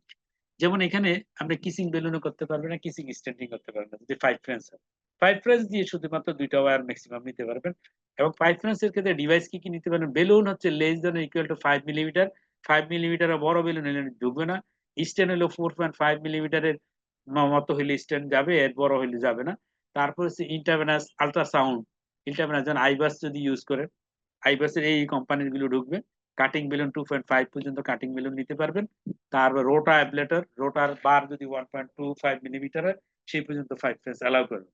এবার 6 ফ্রেন্স এর ক্ষেত্রে আবার স্পেসিফিক কিছু জিনিস আছে, 7 ফ্রেন্স এর ক্ষেত্রে স্পেসিফিক কিছু ব্যাপার আছে। তাহলে দেখা যাচ্ছে যে আমার যত বেশি ডায়ামিটার আমার হবে তত বেশি আমি ইনস্ট্রুমেন্ট আমি ইউজ করতে পারবো, তত কমপ্লেক্স আমি প্রসিডিউর আমি করতে পারবো। অ্যাক্টিভ প্যাসিভ আপনি দেখবেন যে আমরা গাইড ক্যাথেটারের ক্ষেত্রে বলি আমরা অ্যাক্টিভ সাপোর্ট, প্যাসিভ সাপোর্টের আমরা কথা বলি। যেমন প্যাসিভ সাপোর্ট মানে কি, প্যাসিভ সাপোর্ট হলো আপনার strong support given by the inherent design of the guide with the good backup against the opposite aortic wall and the stiffness for the manufactured material. Additional manufacture is generally not required, mainly passive। যেমন এটা হচ্ছে কি নিজে নিজেই খুব সুন্দর করে বসবে এবং টাইট হয়ে বসবে। আর অ্যাক্টিভ হলে কি আমাকে নিজে manipulation করে আমাকে অ্যাক্টিভ করতে হবে। মানে active support is typically achieved by the manipulation of the guide into a configuration conforming the aortic root, aorta root এমন ভাবে বসাইতে হবে ম্যানিপুলেশন করে, ওটা হলো অ্যাক্টিভ সাপোর্ট। যেমন deep setting intubation with the deep engagement of the guide into the coronary vessel. যেমন অনেক সময় আমরা করি কি করোনারি আর্টারি একেবারে ভিতরের দিকে গাইডটা ঢুকিয়ে নেই, কি জন্য, যে ভালো মতো স্ট্যান্ড নেওয়ার জন্য। এটা হলো অ্যাক্টিভ সাপোর্ট বলে। আর প্যাসিভ সাপোর্ট হলো ক্যাথেটারই এমন ভাবে ডিজাইন করা যে সে নিজে নিজে এমন ভাবে বসবে যে সে বসবে এবং খুব ভালো সাপোর্ট দিবে, সেটা তো passive support catheter. Active support হলো যখন অপারেটর নিজেই ম্যানিপুলেট করে সাপোর্ট নিচ্ছে, সেটা হলো active support catheter. Minimum invasive transradial approach, যেমন রেডিয়াল আর্টারি আপনি দেখবেন খুব চিকন একটা আর্টারি। এখন বর্তমান যুগে সবই রেডিয়াল দিয়ে করতে চাচ্ছে, তাহলে যদি ওয়াইড বোর্ডে যদি ডায়ামিটার লাগে সেই ক্ষেত্রে আমরা কিভাবে আগাবো? যেমন রেডিয়াল আর্টারি দিয়ে আমি 7 ফ্রেঞ্চ 6 ফ্রেঞ্চ কিভাবে নিব, এই যে কমপ্লেক্স প্রসিডিউর কিভাবে করব, তার জন্য আমাদের কিছু স্পেশাল থিঙ্কিং আছে। যেমন আসেন, right guide through the thinner wall radial sheet. আমি মোটা, যেমন ধরেন আপনার 6 ফ্রেঞ্চের একটা গাইড ক্ষেত্রে ভাস্কুলার অ্যাক্সেস শিট আছে। 6 ফ্রেঞ্চের ভাস্কুলার অ্যাক্সেস শিট মানে হলো আপনার সেটার আউটার ডায়ামিটার হলো 6 ফ্রেঞ্চ। তাহলে এখন আসেন, এবং আমরা জানি যে শীটগুলি হয়তো অনেক মোটা মোটা থাকে, তাহলে আউটার ডায়ামিটার 6 ফ্রেঞ্চ, তাহলে 6 ফ্রেঞ্চের ভিতর দিয়ে 6 ফ্রেঞ্চের কি একটা গাইড ক্যাথেটার আমি নিতে পারি। তাহলে এখন আমি যদি এরকম করি যে 6 গাইড ঠিকই আছে 6 ফ্রেঞ্চ, কিন্তু ভিতরের দিকে যে ওয়ালটা যদি আমি থিন করে দিই, মানে কেটে একটা ওয়াল ফেলে দিই, তাহলে 6 ফ্রেঞ্চের ভিতর দিয়ে তাহলে আমি কি করতে পারবো, 7 ফ্রেঞ্চ গাইড ঢুকাইতে পারবো। যদি আমি কিছু অংশ যদি কেটে ফেলে দিই, তো সেই ক্ষেত্রে হবে কি আমার ভাস্কুলার অ্যাক্সেস শিটটা হবে থিন, পাতলা হবে, কিন্তু তার 6 এর ভিতর দিয়ে 7 চলে যাবে। তাহলে এইভাবে ডিজাইন করা হচ্ছে যে larger guide through the thinner wall radial sheet. তাহলে রেডিয়াল শিটটা যেটা ছিল 6 ফ্রেঞ্চ, সেটা ছিল মোটা। আমি 6 ফ্রেঞ্চ রেডিয়াল শিটের কি করলাম, ভিতরের ওয়ালটা ফেলে দিলাম, তাহলে হয়ে গেল কি গেল থিন ওয়াল হলো। থিন ওয়াল ভিতর দিয়ে আমি এবার 7 ফ্রেঞ্চ নিয়ে গেলাম, তাহলে কি হলো আমার 6 এর ভিতর দিয়ে 7 চলে গেল। তাহলে আমরা এখানে স্পেশালি ডিজাইন করে নিচ্ছি যে রেডিয়াল শিটকে একেবারে পাতলা করে থিন করে নিলাম, যার ভিতর দিয়ে হচ্ছে কি ওয়াইডার বোরের গাইড ক্যাথেটার চলে গেল, অথবা সিটলেস গাইড ক্যাথেটার। এবার আসেন, আমি যে শীট ইউজ করতেছি, শীটটা হলো 6 ফ্রেঞ্চ আউটার ডায়ামিটার। আমি যদি এই 6 ফ্রেঞ্চ আউটার ডায়ামিটারে এই শীট যদি ইউজ না করি, রেডিয়াল শীট আমি ইউজ করলাম না, গাইড নিয়ে গেলাম, তাহলে দেখা যাচ্ছে যে আমি এখানে 7 ফ্রেঞ্চ গাইড ক্যাথেটার ইজিলি নিয়ে যেতে পারবো। তাহলে দেখা যাচ্ছে 6 এর গাইডের না নিয়ে আমরা 7 ফ্রেঞ্চ ক্যাথেটারই আমি নিয়ে যেতে পারি যদি আমি উইদাউট শীট ইউজ করি। এবং আমি কিছুটা এক্সপ্লেনেশন দেখাচ্ছি আপনাদেরকে, দেখলে বুঝতে পারবেন যে larger guide through the thinner wall radial sheet. তাহলে এবার আসেন রেডিয়াল শিট, এই পাশে যেটা দেখা যাচ্ছে, হ্যাঁ দেখেন অনেক মোটা, এবং কালারটা ব্লু কালার না, একটু মোটা। এবং এই মোটাটা কেন হচ্ছে, আউটার ডায়ামিটারের জন্য। এখন আমি করলাম কি, এই পাশে আপনি খেয়াল করেন, আমি করলাম কি এবার আউটার ডায়ামিটার যদি কেটে দিই, ইনারটা ঠিক রাখলাম, এবার আউটার ডায়ামিটার কাটলাম, আউটার ডায়ামিটার যদি কমিয়ে দিই, কমিয়ে দিলে হলো কি ভিতরে 4, তাহলে এর ভিতরে 5 ফ্রেঞ্চ ছিল, এই 5 ফ্রেঞ্চের ভিতরে 5 ফ্রেঞ্চের ক্যাথেটার যেত। তাহলে আউটার ডায়ামিটার যদি আমি কমিয়ে দিই, তাহলে রেডিয়াল আর্টারি ইনজুরি কম হবে, এবং আউটার ডায়ামিটার হয়ে গেল 5 এর জায়গায় 4 হয়ে গেল। তাহলে 4 এর ভিতরে এবার 5 চলে গেল। ব্যাপারটা কেমন হলো না? ছিল 5 ফ্রেঞ্চ, 5 ফ্রেঞ্চকে ভিতর দিয়ে ছাড়তো 5 ফ্রেঞ্চের ক্যাথেটার। এখন আমি করলাম কি, উপরের একটা লেয়ার আমি কমিয়ে দিলাম। যদি উপরে একটা লেয়ার কমিয়ে দিই, কমিয়ে দিলে কিন্তু জিনিসটা তো সেই 5 ফ্রেঞ্চেরই আছে, কিন্তু আউটার ডায়ামিটার হয়ে গেল 4। তাহলে 4 এর ভিতর দিয়ে এবার 5 চলে যাচ্ছে। তাহলে 4 শিটের ভিতর দিয়ে 5 ফ্রেঞ্চের গাইড চলে যাচ্ছে। যদি আমি আউটার 1 ফ্রেঞ্চ যদি আমি কমিয়ে দিতে পারি, সেই ক্ষেত্রে হবে কি আমার শিটটা হয়ে যাবে থিন, কিন্তু সেই 5 ফ্রেঞ্চের ক্যাথেটার আছে। নিচেরটা যদি আমি দেখি, এটা হলো 6 ফ্রেঞ্চ, 6 ফ্রেঞ্চের উপরে একটা লেয়ার সরায় ফেললাম, হয়ে গেল 5 ফ্রেঞ্চ। কিন্তু এই 5 ফ্রেঞ্চের ভিতর দিয়ে তো যে ইন্টারনাল ডায়ামিটার তো সেমই আছে, সুতরাং 6 ফ্রেঞ্চের ক্যাথেটার যাবে। নিচেরটা একই, 7 ফ্রেঞ্চ আমি উপরে একটা ওয়াল সরিয়ে ফেললাম, হয়ে গেল 6, এই 6 এর ভিতর দিয়ে যাবে 7। তাহলে 6 এর ভিতর দিয়ে 7, 5 এর ভিতর দিয়ে 6, 4 এর ভিতর দিয়ে 5। তাহলে আমার হচ্ছে কি শীটটার ডায়ামিটার কিন্তু কমে গেল। শীটের ডায়ামিটার যত কম হবে, ততই রেডিয়াল আর্টারি ইনজুরি হওয়ার সম্ভাবনা কিন্তু কমে যাচ্ছে। সেম ঘটনা আমরা কিন্তু ওইভাবে করতে পারি। যেমন আমি যদি ভিতরের থেকে যদি আমি কমিয়ে ফেলি, তাহলে হবে কি, ভিতরের থেকে যদি আমি কমাই, তাহলে 4 এর ভিতর দিয়ে চলে যাবে কত, 5 চলে যাবে। আবার 5 এর ভিতর দিয়ে আমার চলে যাবে 6, 6 এর ভিতর দিয়ে আবার চলে যাবে 7, যদি ভিতর থেকে কমে। এখন আসেন থিনার ওয়াল কিভাবে হলো দেখেন। Thin wall technique reduce the outside diameter of the introducer sheath by the 1 French. তাহলে যদি ওয়াল যদি আউটসাইড থেকে থিন করি, তাহলে দেখা গেল আমার 6 ফ্রেঞ্চটা কমে 5 ফ্রেঞ্চ হয়ে গেল, 1 ফ্রেঞ্চ কমে গেল, while maintaining the larger internal diameter equipment, মানে আমার 6 ফ্রেন্সের আমি বাইরের থেকে এক ফ্রেন্স কেটে দিলাম। কিন্তু ভিতরে তো 6 আছে।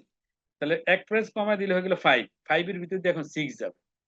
এবং আসেন minimize the mechanical irritation of the artery, provide the easy radial access, especially in the women with the similar radial diameter, reduce the arteriotomy size and the lower the risk of adverse events such as the radial artery occlusion.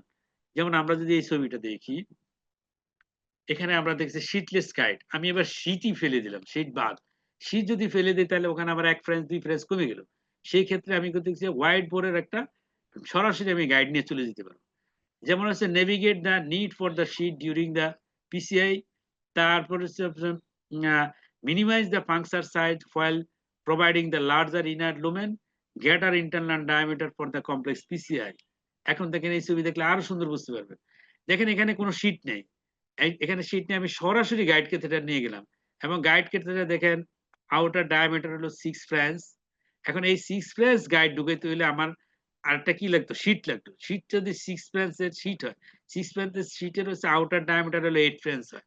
তাহলে 2 French আমার বেশি লাগতেছে। এবং এই যে দেখেন radial আটার উপর অনেক বেশি প্রেসার পড়তেছে। সুতরাং আমি যদি এই শীটটার আউট করে দেই, তাহলে আমি শুধু যদি শীটলেস যদি গাইড নিয়ে চলে যাই আমি, সেই ক্ষেত্রে কিন্তু আমার 2 ফ্রেঞ্চ কম লাগতেছে। এবং ইজিলি কিন্তু আমি শীটলেস গাইড ক্যাথেটার দিয়েও রেডিয়াল আর্টারি আমি কাজ করতে পারি। সেই ক্ষেত্রে হচ্ছে আমার কি রেডিয়াল আর্টারি ইনজুরি কম হবে, তার পাংচার সেটটাও কম হবে।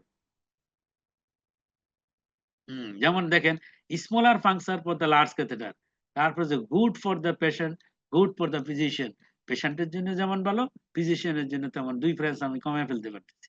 এবার আসেন টেলিস্কোপিক ক্যাথেটার টেকনিক অথবা কম্বো টেকনিক অথবা modified mother and child technique. এখানে আমরা কি করি আমরা যে আপনি দেখেন এই কম্বো টেকনিকের ক্ষেত্রে হচ্ছে also known as telescopic catheter technique. Combo technique is a modified mother and child technique in which the large 5 French multipurpose catheter is placed inside and the 6 French guide catheter and protruded beyond the guide catheter tip to traverse the radial route. আপনি দেখেন আমি একটা ছবি দেখলে বুঝতে পারবেন। দেখেন উপরে হইলো আপনার ওয়্যারটা, তার ভিতরে হচ্ছে একটা মাল্টিপারপাস ক্যাথেটার, যেমন এটা হলো 4 ফ্রেঞ্চ একটা মাল্টিপারপাস ক্যাথেটার, তার বাইরে হলো আপনার আমাদের গাইড ক্যাথেটার। তারপর এর ফলে হচ্ছে কি আপনার রেডিয়াল আর্টারি ইনজুরি হওয়ার সম্ভাবনা কম থাকে এবং ইজিলি আমরা হোয়াইট বোর্ড ডায়ামিটারের আমরা গাইড ক্যাথেটার এই সাপোর্টে নিয়ে যেতে পারি। এটাকে আমরা অবশ্য কম্বো টেকনিক বলি। এবার আসেন হচ্ছে গাইড শীট লেন্থ, লম্বার কথা বলছি। সাধারণত আমাদের গাইড ক্যাথেটার গুলো 100 সেন্টিমিটার লম্বা হয়। শর্টার হলে 80 থেকে 90 সেন্টিমিটার হলে আমরা শর্টার বলি, লঙ্গার বলি 110 থেকে 125 যদি হয় লঙ্গার। লঙ্গার কার লাগবে? অনেক লম্বা মানুষ যদি হয় লঙ্গার লাগবে। টর্সওয়ার্স এওটা আইডিয়া হলে লঙ্গার লাগবে। শর্ট লাগবে যদি ডিস্টাল লেশন যদি হয়। আর সিটিউ পিসিআর রেক্টোগ্রেডের ক্ষেত্রে আমাদের শর্ট গাইড ক্যাথেটার লাগে। এবার catheter side hole, side hole থাকে দেখেন এই যে এখানে দেখেন সাইড হোল আছে। অনেক সময় ক্যাথেটারের সাইড হোল খুব দরকার হয়। যেমন সাইড হোল ইউজফুল হয় in the pressure get the frequent damping, বারবার প্রেসার ড্যাম্পিং হচ্ছে। অ্যাজ ইন রাইট কর্নারে আর্টারি ইন্টারভেনশন করার ক্ষেত্রে এরকম হয়, লেফট মেইনের ক্ষেত্রে এরকম হয়। সেই ক্ষেত্রে আমরা সাইড হোল ওয়ালা ক্যাথেটার আমাদের ইউজ করতে হবে। Catheter selection side hole, side হোলের কথা বলছি যে ড্যাম্পিং হবে না। সাইড হোলের ক্ষেত্রে হচ্ছে আপনার আমার প্রেসার মনিটরিং করা খুব ইজি হয়। নেক্সট আসেন সারফেসটা খুব ইম্পর্টেন্ট। আমরা বলছি যে গল্ফের উপরে যে এরকম ডিম্পল থাকে, এই ডিম্পল থাকে ইকারি ক্যাথেটার উপর। থাকার ক্ষেত্রে হলে ইকারি ক্যাথেটার খুব ইজিলি রেডিয়াল আর্টারি ভিতর দিয়ে ইজিলি যায়, স্পাজম কম হয়। এই জন্য বলা হচ্ছে যে রেডিয়াল আর্টারি ইন্টারভেনশন ক্ষেত্রে ইকারি গাইড ক্যাথেটার হলো সবচেয়ে ভালো, যার উপরে ডিম্পল থাকে, সারফেস গল্ফ বলের মতো, reduce friction and reduce radial artery spasm. এবার আসেন গাইড ক্যাথেটার সিলেকশন কিভাবে করবেন। Very important issue is coaxiality. যদি কোএক্সিয়াল না হয় আপনি ভিতরে বেলুন নিতে পারবেন না, স্টেন নিতে পারবেন না। কমপ্লেক্স অ্যানাটমি যদি থাকে, ডিফিকাল্ট লেশন যদি থাকে, টর্সোয়ারসিটি নিড ফর এক্সট্রা সাপোর্ট, সেই ক্ষেত্রে এক্সট্রা সাপোর্ট লাগবে। আর যদি এই ধরনের জটিলতা না থাকে সরাসরি আপনি যে কোনো গাইড ক্যাথেটার নিয়ে যেতে পারবেন। জটিলতা থাকলে এক্সট্রা সাপোর্ট লাগবে, সাপোর্টিভ গাইড লাগবে। সাপোর্টিভ গাইড আমরা ইউজ করি যেগুলো, যেমন সাপোর্টিভ গাইড কি কি, এক্সট্রা ব্যাকআপ, ইবিইউ, এগুলো আমরা ইউজ করি এক্সট্রা ব্যাকআপ। আর সাপোর্ট গাইডের জন্য আমরা কি করি, সাপোর্টের জন্য এই যে এআর, তারপর এএল, এগুলো মাল্টিপারপাস ইউজ করা হয় হকি স্টিক ক্ষেত্রে। মোটামুটি আমি শেষ করতে পারছি। যেমন আমাদের হচ্ছে একটা পারপাসফুল এবং ভালো এনজিওগ্রাম যদি করতে হয় বা একটা যদি পিসিআই আমাদের করতে হয়, সেই ক্ষেত্রে অবশ্যই আমাদের কি করতে হবে, সুইটেবল ক্যাথেটার আমাদেরকে চয়েস করে নিতে হবে। Choice of suitable guide catheter is based on the various patient characteristics and procedure complexity. It is it is useful to understand the basic principle principle in designing the various guide for the specific requirement of the case. Increased popularities of the TRI is leading to the new technology developed in this era. যেমন হলো ট্রান্সরেডিয়াল intervention জন্য আমরা কিন্তু বারবার বলছি এখানে কতগুলো জিনিস, যেমন শীটলেস এর কথা আমরা বলছি, তারপরে থিন শীটের কথা বলছি, তাই না, এগুলো ইউজ করার জন্য বলছে। আবার কম্বো টেকনিকের কথা বলছি, মাদার এন্ড চাইল্ড এর কথা বলা হচ্ছে, যে রেডিয়াল আর্টারি, ন্যারো রেডিয়াল আর্টারির ভিতর দিয়ে হোয়াইট বোর্ড গাইড ক্যাথেড্রা নিয়ে যাওয়ার জন্য। Thank you. আমরা বিভিন্ন ধরনের রেফারেন্স যে বইগুলো ইউজ করছি তার রেফারেন্স গুলো আমরা এখানে দিলাম। ধন্যবাদ সবাইকে।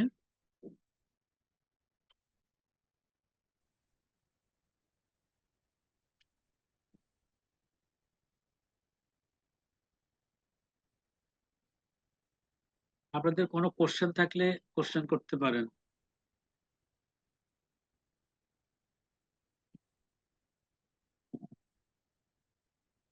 কিসিং বেলুনটা স্যার একটু বলবেন নাকি?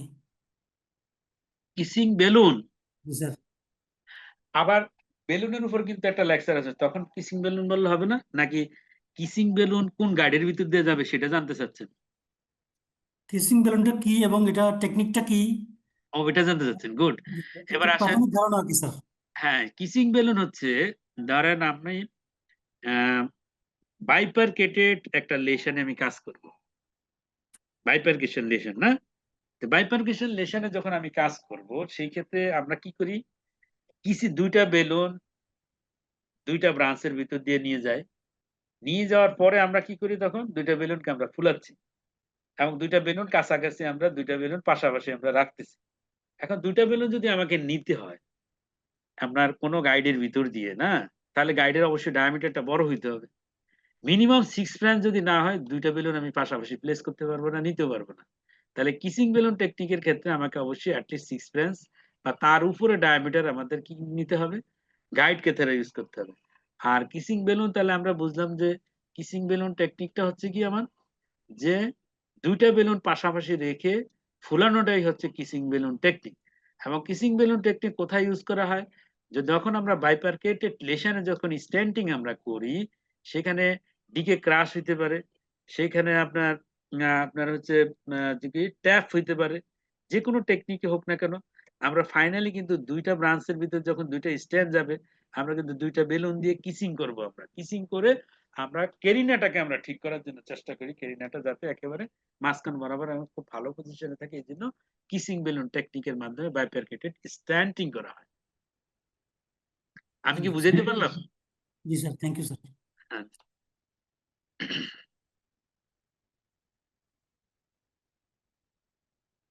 সানি আছেন নাকি?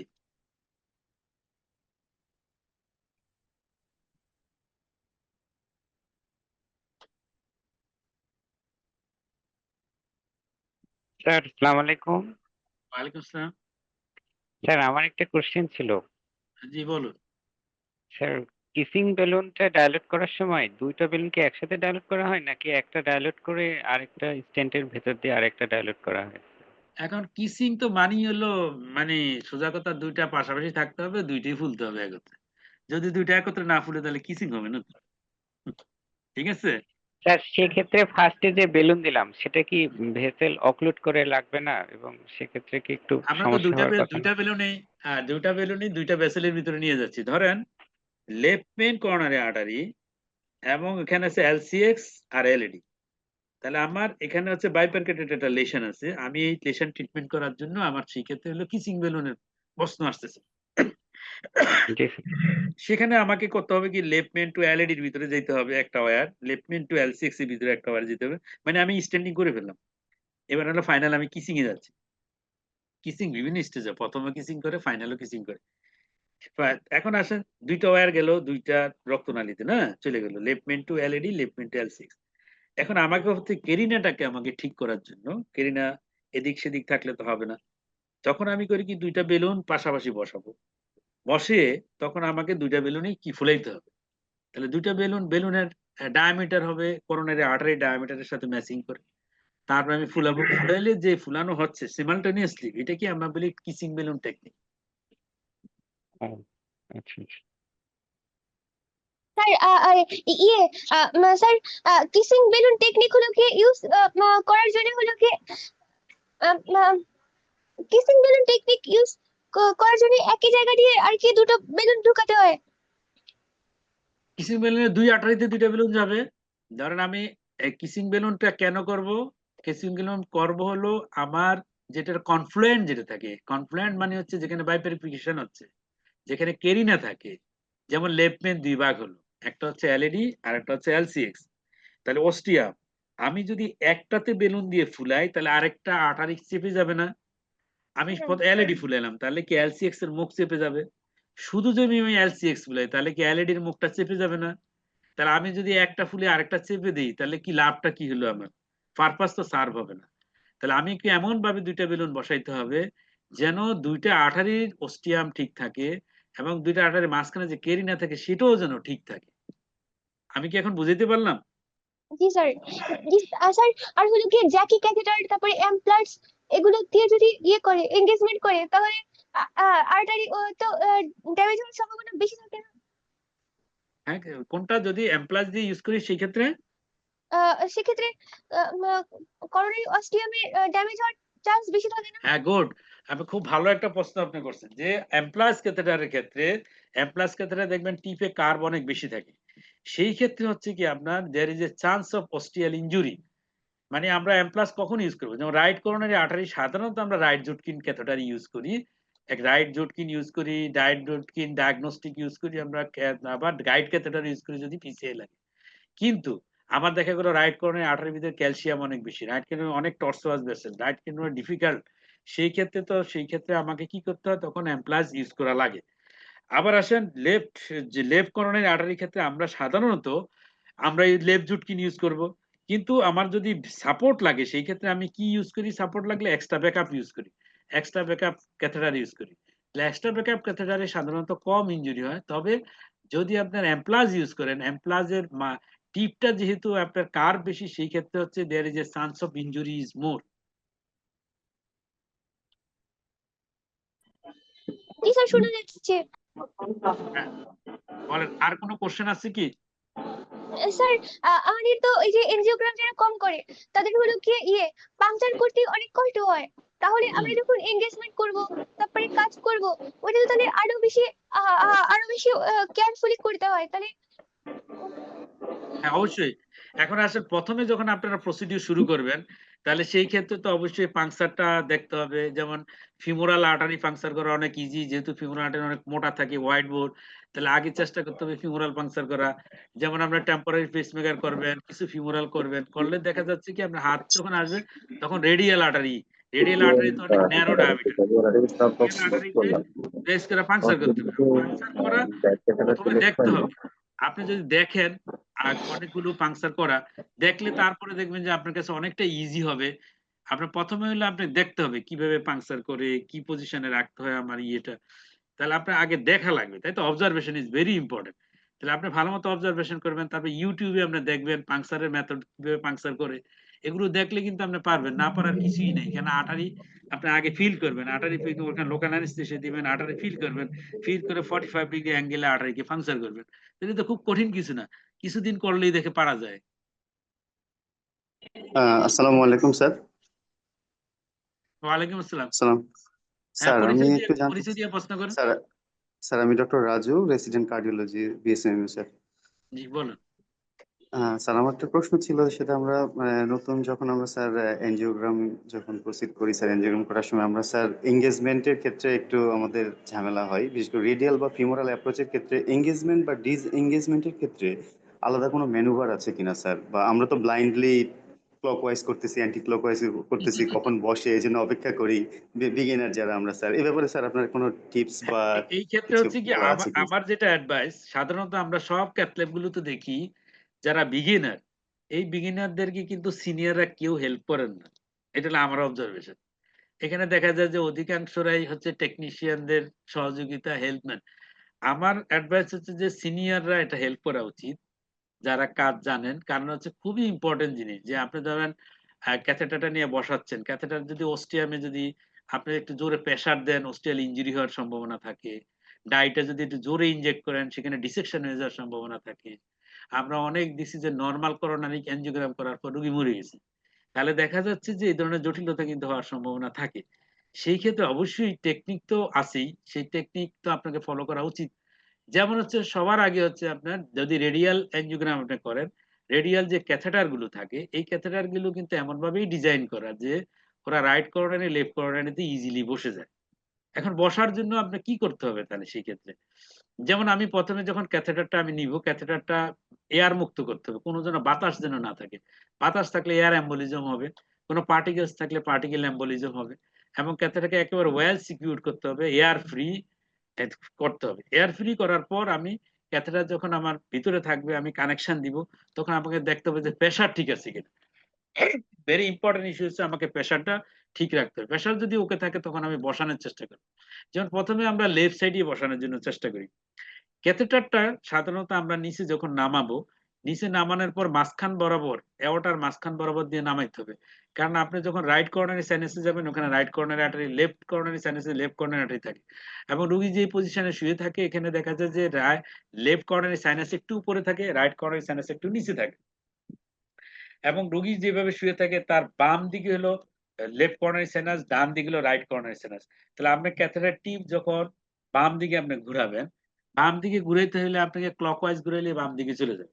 তাহলে বাম দিকে যখন যাবে, বাম দিকে গেলে আপনি যখন বিগিনার আপনি তো লোকেশন বুঝতে পারবেন না অস্টিয়ামটা কোথায়।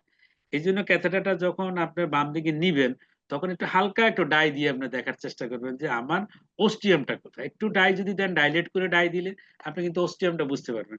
যদি অস্টিয়াম যদি আপনার ক্যাথেটারের থেকে অস্টিয়াম উপরে হয় তাহলে ক্যাথেটারটা আস্তে একটু উপরের দিকে টান দিলে কিন্তু বসে যাবে। যদি ক্যাথেটার অস্টিয়ামটা নিচে ক্যাথেটার উপরে থাকে তাহলে আপনাকে আবার ক্যাথেটারটা মাঝখান পজিশনে এনে আবার ক্লকওয়াইজ ঘুরাইলেই দেখবেন যে বসে যাবে।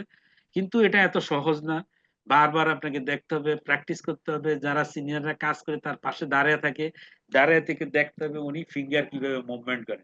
আপনারা তো তাকিয়ে থাকেন ওই ইয়ের দিকে, ওই যে কি মনিটরের দিকে, কিন্তু দেখতে হবে হাত কিভাবে ঘুরায়, মানে এখানে কিভাবে টর্ক করে আর ওখানে কিভাবে ঘুরে। তাহলে কিন্তু আপনি পজিশন গুলো বুঝতে পারবেন যে যে এন্টি ক্লকওয়াইজ করলে ওখানে কোথায় ঘুরে আর ক্লকওয়াইজ করলে কিভাবে ঘুরে, তাহলে কিন্তু আপনি খুব ইজিলি বসাইতে পারবেন। নেক্সট আসেন রাইট লেফট কর্নারে যখন এঙ্গেজ করবেন, এঙ্গেজ করার পর অবশ্যই প্রেসার দেখতে হবে, প্রেসার ডাম্পিং হয় কিনা। প্রেসার যদি ওকে থাকে তখন আপনি কি করবেন, ডাই ইনজেক্ট করবেন। ডাই ইনজেক্ট খুব জোরে যদি ডাই ইনজেক্ট করবেন করোনারি আর্টারি ইনজুরি হবে। ডাইয়ের পরিমাণও বেশি নেওয়া যাবে না, অল্প পরিমাণে ডাই দিয়ে সাস্টেন, স্লোলি এবং সাস্টেন ইনজেক্ট করা উচিত, খুব রেপিডলি ইনজেক্ট করা উচিত না। এবং এটা দেখা যায় কাজ করতে করতে তখন হাত চলে আসে। নেক্সট যখন আমার লেফট কর্নারি এঙ্গেজমেন্ট হলো, এনজিওগ্রাম হয়ে গেল, বিভিন্ন ভিউতে আমি এনজিওগ্রাম করার পর এবার আমি কি করব, আস্তে আর্টারি ইয়েটা ডায়াগনস্টিক ক্যাথেটারটাকে আস্তে আমি ডিসএঙ্গেজ করব, মানে টেনে একটু সরিয়ে নিয়ে আসবো, খুব সাবধানে সরাইতে হবে। ধরে অস্টিয়াম থেকে আমি সরিয়ে নিয়ে আসবো, মাঝখান বরাবর নিয়ে আসবো, এওটার মাঝখান বরাবর এনে এবং ক্যাথেটার টিপটা যেন ভার্টিক্যালি থাকে, এখন বরাবর নিয়ে আসতে হবে, মাঝখান মিড লাইন বরাবর। মিড লাইন বরাবর এনে আমার রাইট কর্নারে কিন্তু একটু নিচে, আমাকে কিন্তু নিচে নামাইতে হবে। সাধারণত মিড লাইন বরাবরই নিচে নামাইতে হবে। আপনি যদি ডান দিক দিয়ে নামান, বাম দিক দিয়ে নামান, সেক্ষেত্রে অস্টিয়াম দিয়ে কিন্তু অস্টিয়াল ইনজুরি হতে পারে, ক্যাথেটারের মুখ দিয়ে, ক্যাথেটারের টিপ দিয়ে অস্টিয়াম ইনজুরি হতে পারে। তখন আমি রাইট সাইডে যখন মাঝখান বরাবর নিচে কিছুটা নিচে নামাইতে হবে, কারণ লেফট কর্নারি থেকে কিছুটা নিচে থাকলেও রাইট কর্নারিতে নিচে নামে তারপর আমি ক্লকওয়াইজ বা অ্যান্টি ক্লকওয়াইজ আপনি ঘুরাবেন। ঘুরানোর পরে আপনি তখন দেখবেন যে রাইট কর্নারে অস্টিয়ামে বসে যাবে। তবে রাইট কর্নারে বসানো অনেক ডিফিকাল্ট হয়, এর কারণ হচ্ছে যে পজিশনটা বোঝা যায় না, এটা কি নিচে না উপরে বোঝা একটা সমস্যা। তারপর অস্টিয়ামটা কি অ্যান্টিরিয়র না পোস্টেরিয়র, অনেক সময় অ্যান্টিরিয়র থাকে, পোস্টেরিয়র থাকে। অনেক সময় রাইট কর্নারে আর্টারি দেখা যায় উপর থেকে নিচে নামে, কখনো কখনো নিচ থেকে উপরের দিকে ওঠে। এই সমস্ত পজিশনের জন্য হচ্ছে ক্যাথেটার বসানো ইনিশিয়ালি খুবই ডিফিকাল্ট হয়, বিশেষ করে রাইট কর্নারে আর্টারি বসানো। এটা আপনি কয়েকবার দেখলে, যারা সিনিয়ররা কাজ করেন তাদের পাশে দাঁড়িয়ে থেকে আপনাকে দেখতে হবে, দেখলে আপনি পরবর্তীতে কিন্তু খুব ইজিলি বসাইতে পারবেন।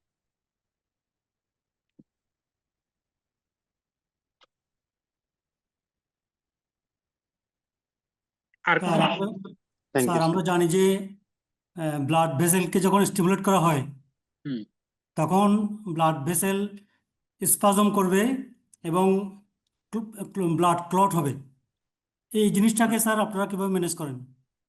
যেমন আপনার হচ্ছে ক্লট প্রিভেন্ট করার জন্য আমরা কি করি, যে আমরা হেপারিন ইউজ করতেছি, তাই না? যখনই আপনি পাংচার করবেন রেডিয়াল আর্টারি বা ফিমোরাল আর্টারি, পাংচার করার পর আমরা হেপারিন দিচ্ছি। যেমন 2500 থেকে 3000 ইন্টারন্যাশনাল ইউনিট আমরা হচ্ছে স্ট্যান্ডার্ড যে হেপারিন আছে সেই হেপারিন ইউজ করি আমরা। হেপারিন ইউজ করলে হেপারিনের কাজ কি? হেপারিন আপনার ক্লট হইতে দিবে না, কারণ আপনি হেপারিন ইউজ করবেন, ক্লট হবে না। নেক্সট হলো স্পাজম প্রিভেন্ট করার জন্য, যে করোনারি আর্টারিতে স্পাজম হইতে পারে। সাধারণত যে গাইড ক্যাথেটার গুলো তৈরি করা হয় টিপটা দেখবেন খুব সফট, এবং টিপটা এমন ভাবে তৈরি করা হয় যে এগুলো সাধারণত স্পাজম হয় না, কিন্তু তারপরেও তো স্পাজম হইতে পারে। হ্যান্ডেলিং ঠিক মতো না হলে, খুব রাফ হ্যান্ডেলিং করলে আপনি স্পাজম হইতে পারে। যেমন right coronary artery ostium, left coronary artery ostium spasm হয়।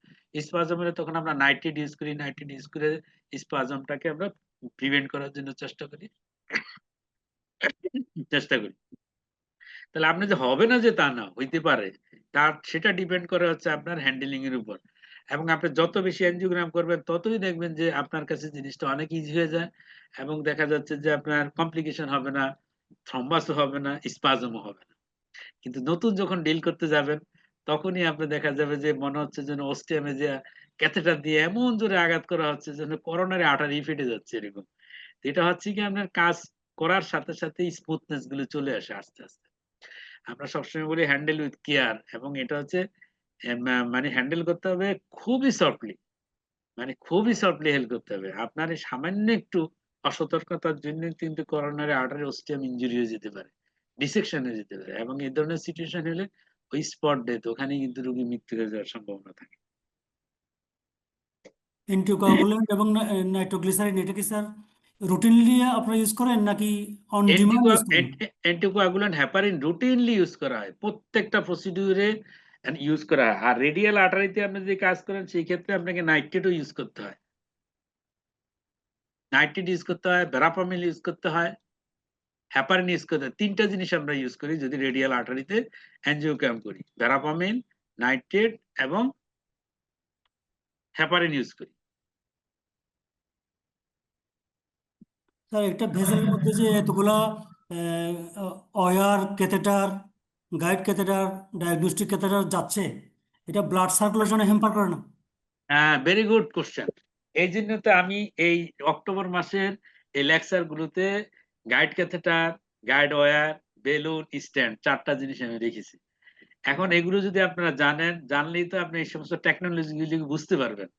যেমন এই যে ক্যাথেটার, ক্যাথেটার কিভাবে তৈরি? ক্যাথেটারের ইনার লেয়ার ট্যাফলন দিয়ে তৈরি, মাঝখানে হচ্ছে আপনার স্টিলনেস স্টিল, তার আউটার কভার হচ্ছে পলিইথিলিন দিয়ে তৈরি। এখন আপনাকে জানতে হবে হোয়াট ইজ পলিইথিলিন, তার হচ্ছে তারপর ট্যাফলন কি জিনিস, তাই না? এই যে ইনার্ট পার্টিকেল গুলো, এই পার্টিকেল গুলো হচ্ছে আপনার কম থ্রম্বোজেনিক, এগুলো ওরকম থ্রম্বোজেনিক না। তাহলে এই ম্যাটেরিয়াল সম্পর্কে আপনার ধারণা থাকতে হবে, ফিজিক্স জানতে হবে, কেমিস্ট্রি জানতে হবে, তাই না? এগুলো কিন্তু জানতে হবে, জানলেই তো আপনারা ইনোভেশন করতে পারবেন, নতুন নতুন টেকনোলজি, নতুন নতুন ক্যাথেটার আবিষ্কার করতে পারবেন। যেমন আপনাদের ইঞ্জিনিয়ার বন্ধুদের সাথে বসে আপনি এগুলো ঠিক করতে পারবেন, তাই না? কারণ হচ্ছে এগুলো কোনো না কোনো ডাক্তাররাই তো এগুলোকে ডেভেলপ করছে, আবিষ্কার করছে তাদের ইঞ্জিনিয়ার বন্ধুদের সহযোগিতা নিয়ে। এবং এই সমস্ত জিনিস যদি আপনি না জানেন যে ক্যাথেটার কি, বেলুন কি, ওয়্যার কি, এগুলো কিভাবে তৈরি, এগুলো যদি জানেন তাহলে তো নতুন টেকনোলজি তৈরি করতে পারবেন, নতুন নতুন ওয়্যার আবিষ্কার করতে পারবেন, যেগুলোতে কমপ্লিকেশন অনেক কম হবে। এবং আমরা তো চাই আপনারা শুধু কার্ডিওলজিস্ট হবেন না, আপনারা এই সমস্ত ডিভাইস ইনস্ট্রুমেন্ট গুলো নতুন ডেভেলপমেন্টও করবেন। কারণ হচ্ছে আমরা 10 বছর আগে যে ইনস্ট্রুমেন্ট ছিল এখন সেই ইনস্ট্রুমেন্ট নাই। প্রতিদিনই আপনার ডেভেলপমেন্ট হচ্ছে, প্রতিদিনই আপনার নতুন নতুন জিনিস আবিষ্কার হচ্ছে, নতুন নতুন রিফাইন হচ্ছে। এবং এই ইনস্ট্রুমেন্ট গুলো এমন ভাবে তৈরি করা যে এগুলো হচ্ছে লেস থ্রম্বোজেনিক, এগুলো থ্রম্বোজেনিসিটি অনেক কম, থ্রম্বাস ফর্মেশন হয় না, কমপ্লিকেশন হয় না, এগুলির ভিতরে অনেক টেকনোলজি ইউজ করা হয়, যার ফলে হচ্ছে বর্তমানে যে সমস্ত ইনস্ট্রুমেন্ট ইউজ হয় এগুলিতে কমপ্লিকেশন অনেক কম হয়। আর যদি কোনো কোশ্চেন না থাকে আজকে আমি এখানে শেষ করতে চাচ্ছি, অনেক রাত হয়ে গেছে তো। ধন্যবাদ সবাইকে। স্যার ককটেলের কম্পোজিশনটা একটু বলবেন? হ্যাঁ, ককটেল ককটেল ককটেল, ধন্যবাদ। ককটেলে থাকে কি, ভেরাফামিল থাকে, হেপারিন থাকে, নাইট্রেট থাকে, এই তিনটা দিয়ে আমরা ককটেল তৈরি করি। ককটেল ছাড়া রেডিয়াল আর্টারিতে আপনার স্পাজম হবে যখন আমি রেডিয়াল আর্টারি দিয়ে ক্যাথেটার নিব, ওয়্যার নিব, রেডিয়াল আর্টারি স্পাজম হবে। ককটেলে কি থাকে? ব্যারাফেমিল থাকে, নাইট্রেট থাকে, হেপারিন থাকে, এই তিনটা দিয়ে আমরা ককটেল তৈরি করি। স্যার এটা কি ফিমোরালি ইউজ করা হয় না ককটেল? হ্যাঁ, ককটেল ফিমোরালি ইউজ করা হয় না? না, ফিমোরালে আমরা কারণ ফিমোরাল আর্টারি অনেক মোটা আর্টারি, এটা লার্জ ভেসেল, এবং ফিমোরাল আর্টারি হচ্ছে ইলাস্টিক আর্টারি। ফিমোরাল আর্টারি মাসকুলেচার কম, আপনারা আর্টারি কম্পোজিশন পড়বেন। লার্জ আর্টারি হলো ইলাস্টিক আর্টারি, আর্টারি থাকে মাসেল কম, মিডিয়াম আর্টারির ভিতরে মাসেল বেশি, যেমন রেডিয়াল আর্টারি একটা মিডিয়াম সাইজ আর্টারি, এবং তার হলো মাসকুলার লেয়ার অনেক বেশি, এখানে স্পাজম হওয়ার সম্ভাবনা থাকে, যার জন্য আমরা ককটেল ইউজ করি। ফিমোরাল আর্টারি তো স্পাজম হবে না, ওখানে তো মাসেল লেয়ার কম, ওখানে তো সব ইলাস্টিক টিস্যু, ঠিক আছে? জি স্যার, থ্যাংক ইউ।